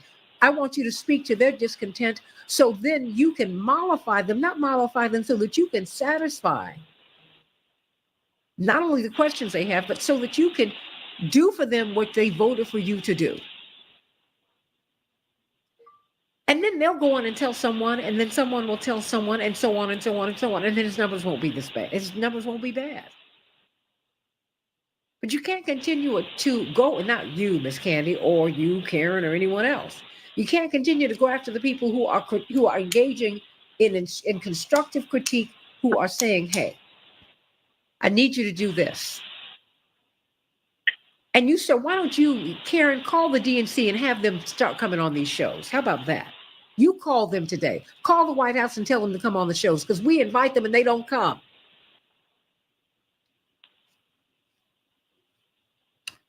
We ought to be on speed dial for them. That's what they ought to do, but they don't do it. And just because you come on this show does not mean that I'm going to be a slave to you either. I'm not going to do that. I call balls and strikes. You know that.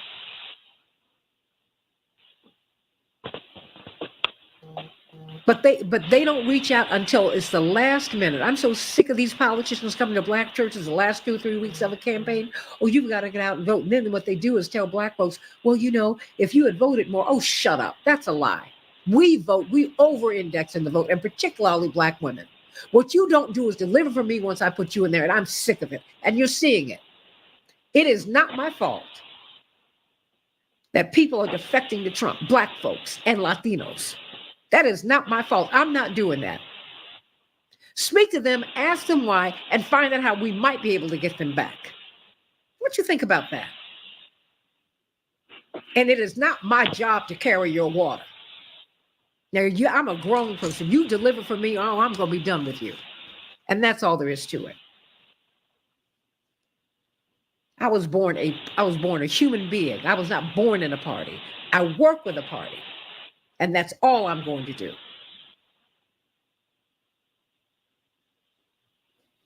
Democrats need black votes, and then they don't deliver for black people. Enough.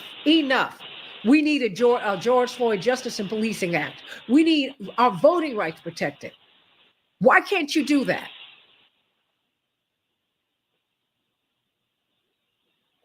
It would only last, you could sign an executive order that would last for the duration of your presidency. You could do that. And you need to protect my vote so I can vote for you.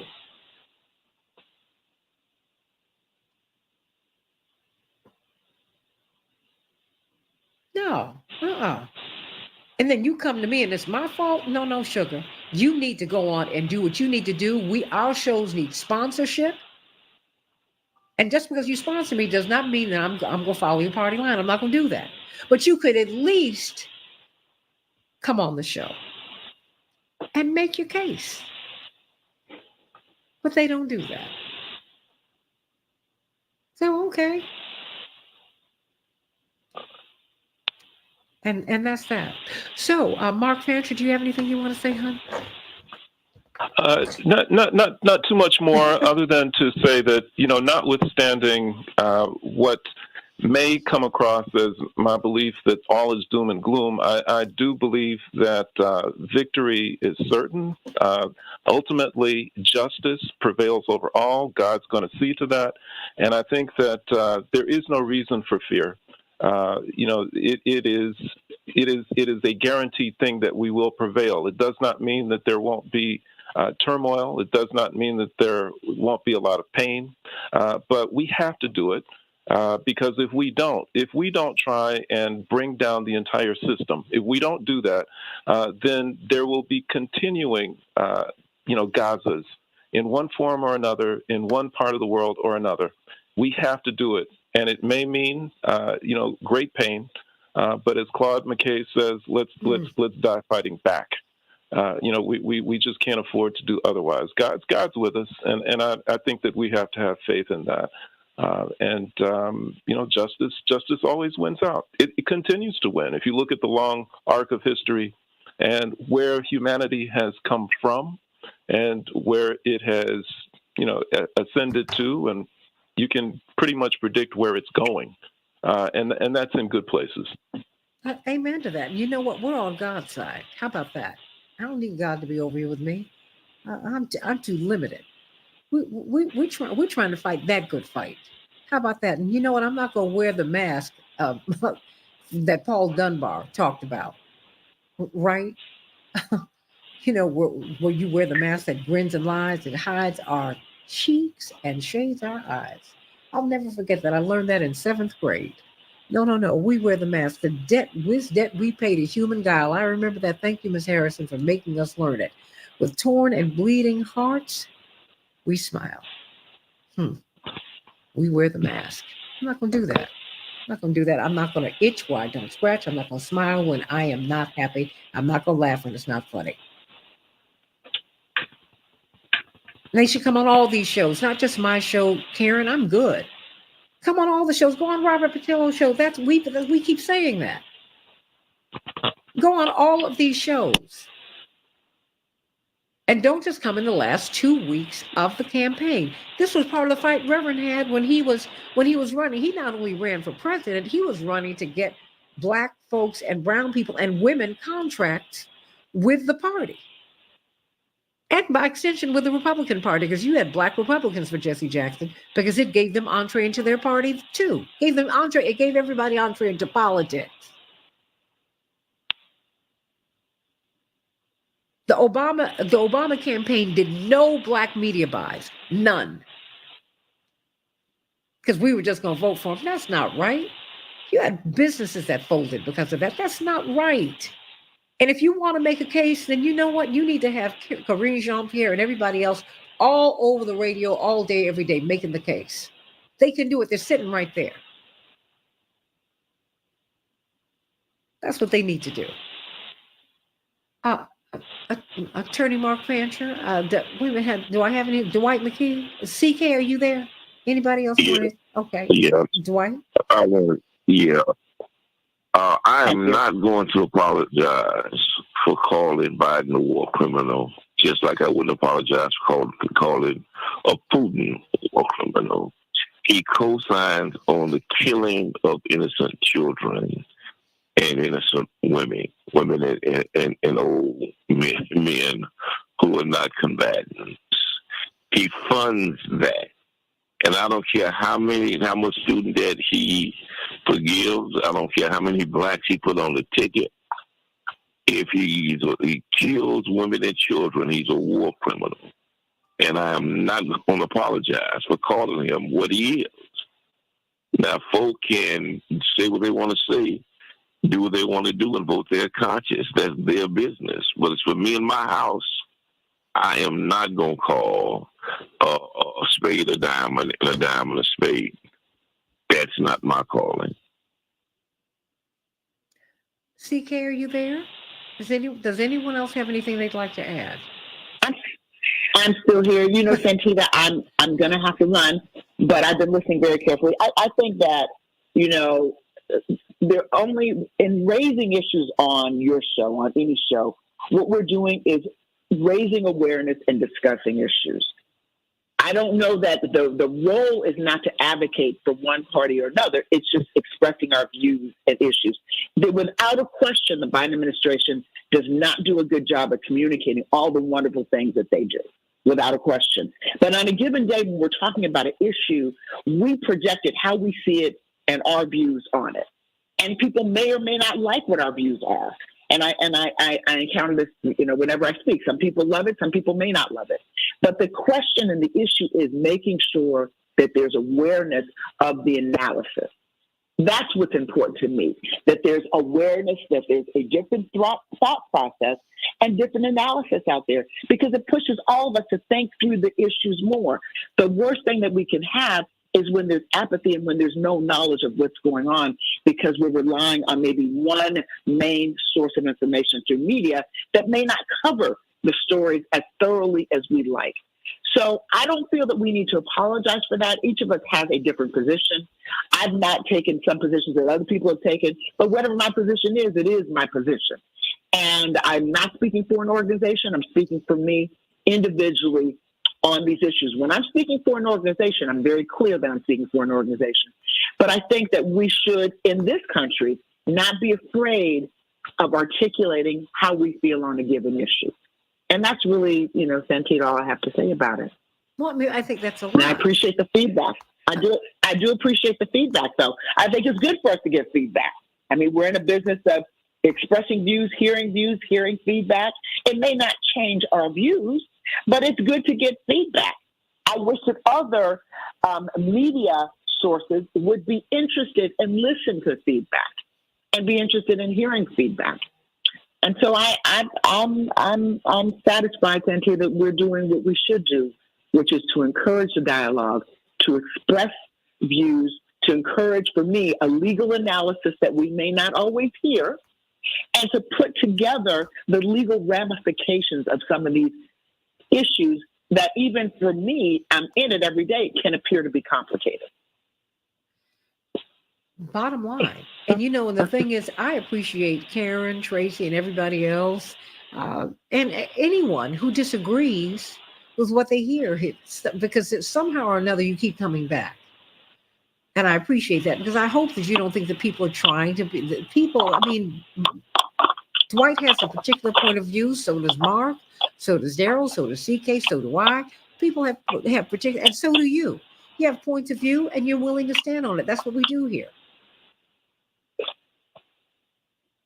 But what I think what you need to do, I mean, if you want to hear, what they need to do is they need to be part of this discussion. Don't just leave it to me. No, they need to be part of the discussion. They need to get in it. That's what they need to do. They need to get in it. They need to start talking to people. Get involved. That's what they need to do. And start talking to people. That's what they need to do. To me it's as simple as that. They can do that. They can go on, they can get involved with people and get on these shows. That's what they can do. How about that? I mean, I'm just saying, just please get involved. It's not just me. I am not going to put this ticket on my back and take them up the hill. No. I hired them. They're supposed to carry me on their backs. And I am not going to do this with any party. I don't play this. Because no matter who goes into power, I need to negotiate with them so that I can get what I need.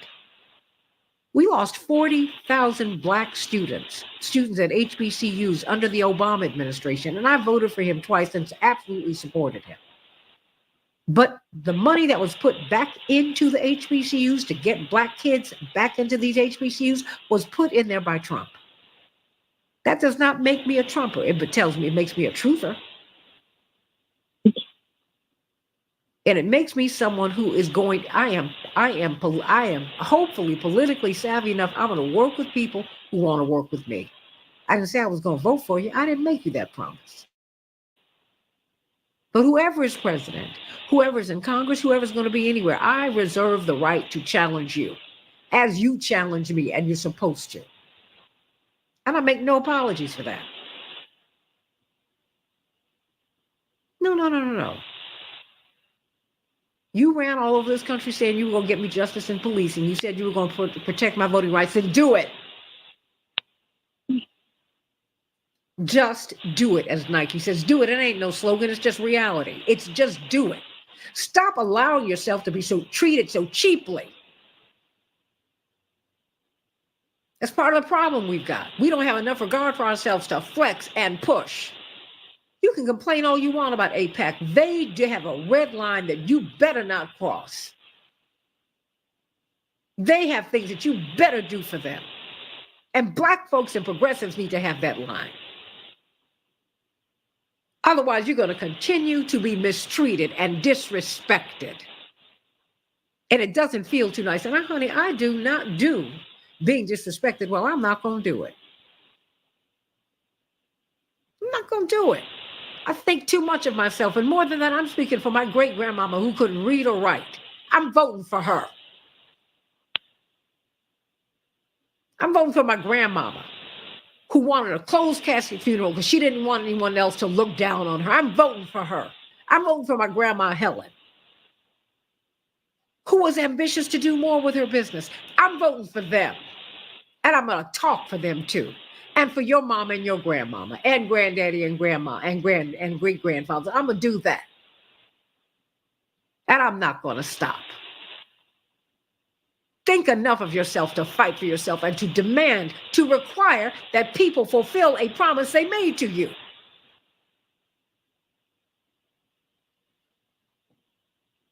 Stop allowing yourselves to be treated so cheaply and to be dismissed. Stop it. You are somebody. You are God's child. And people need to come through for you.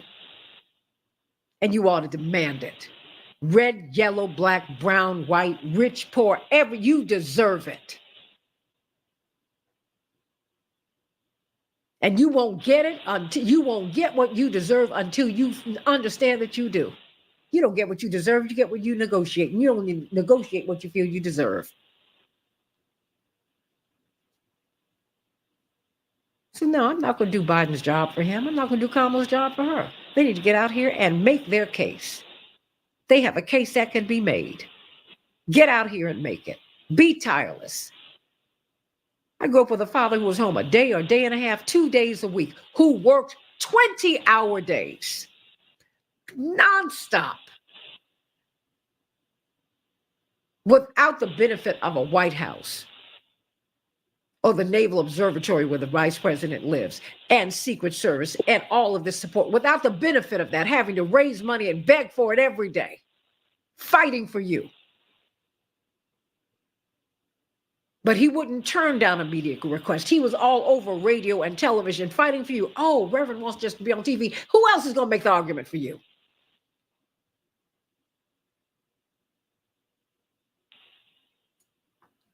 So they need to come on with it. And I make no excuses for that. They need to come on these shows and show what and tell people what they've done and tell them what else they want to do. And do not tell me about being afraid of Trump. I am a descendant of American slaves. How, Dwight, what more frightening circumstance can people live through than American slavery? How are you going to frighten Black people? How are you going to frighten indigenous people who've been genocided? Are you nuts?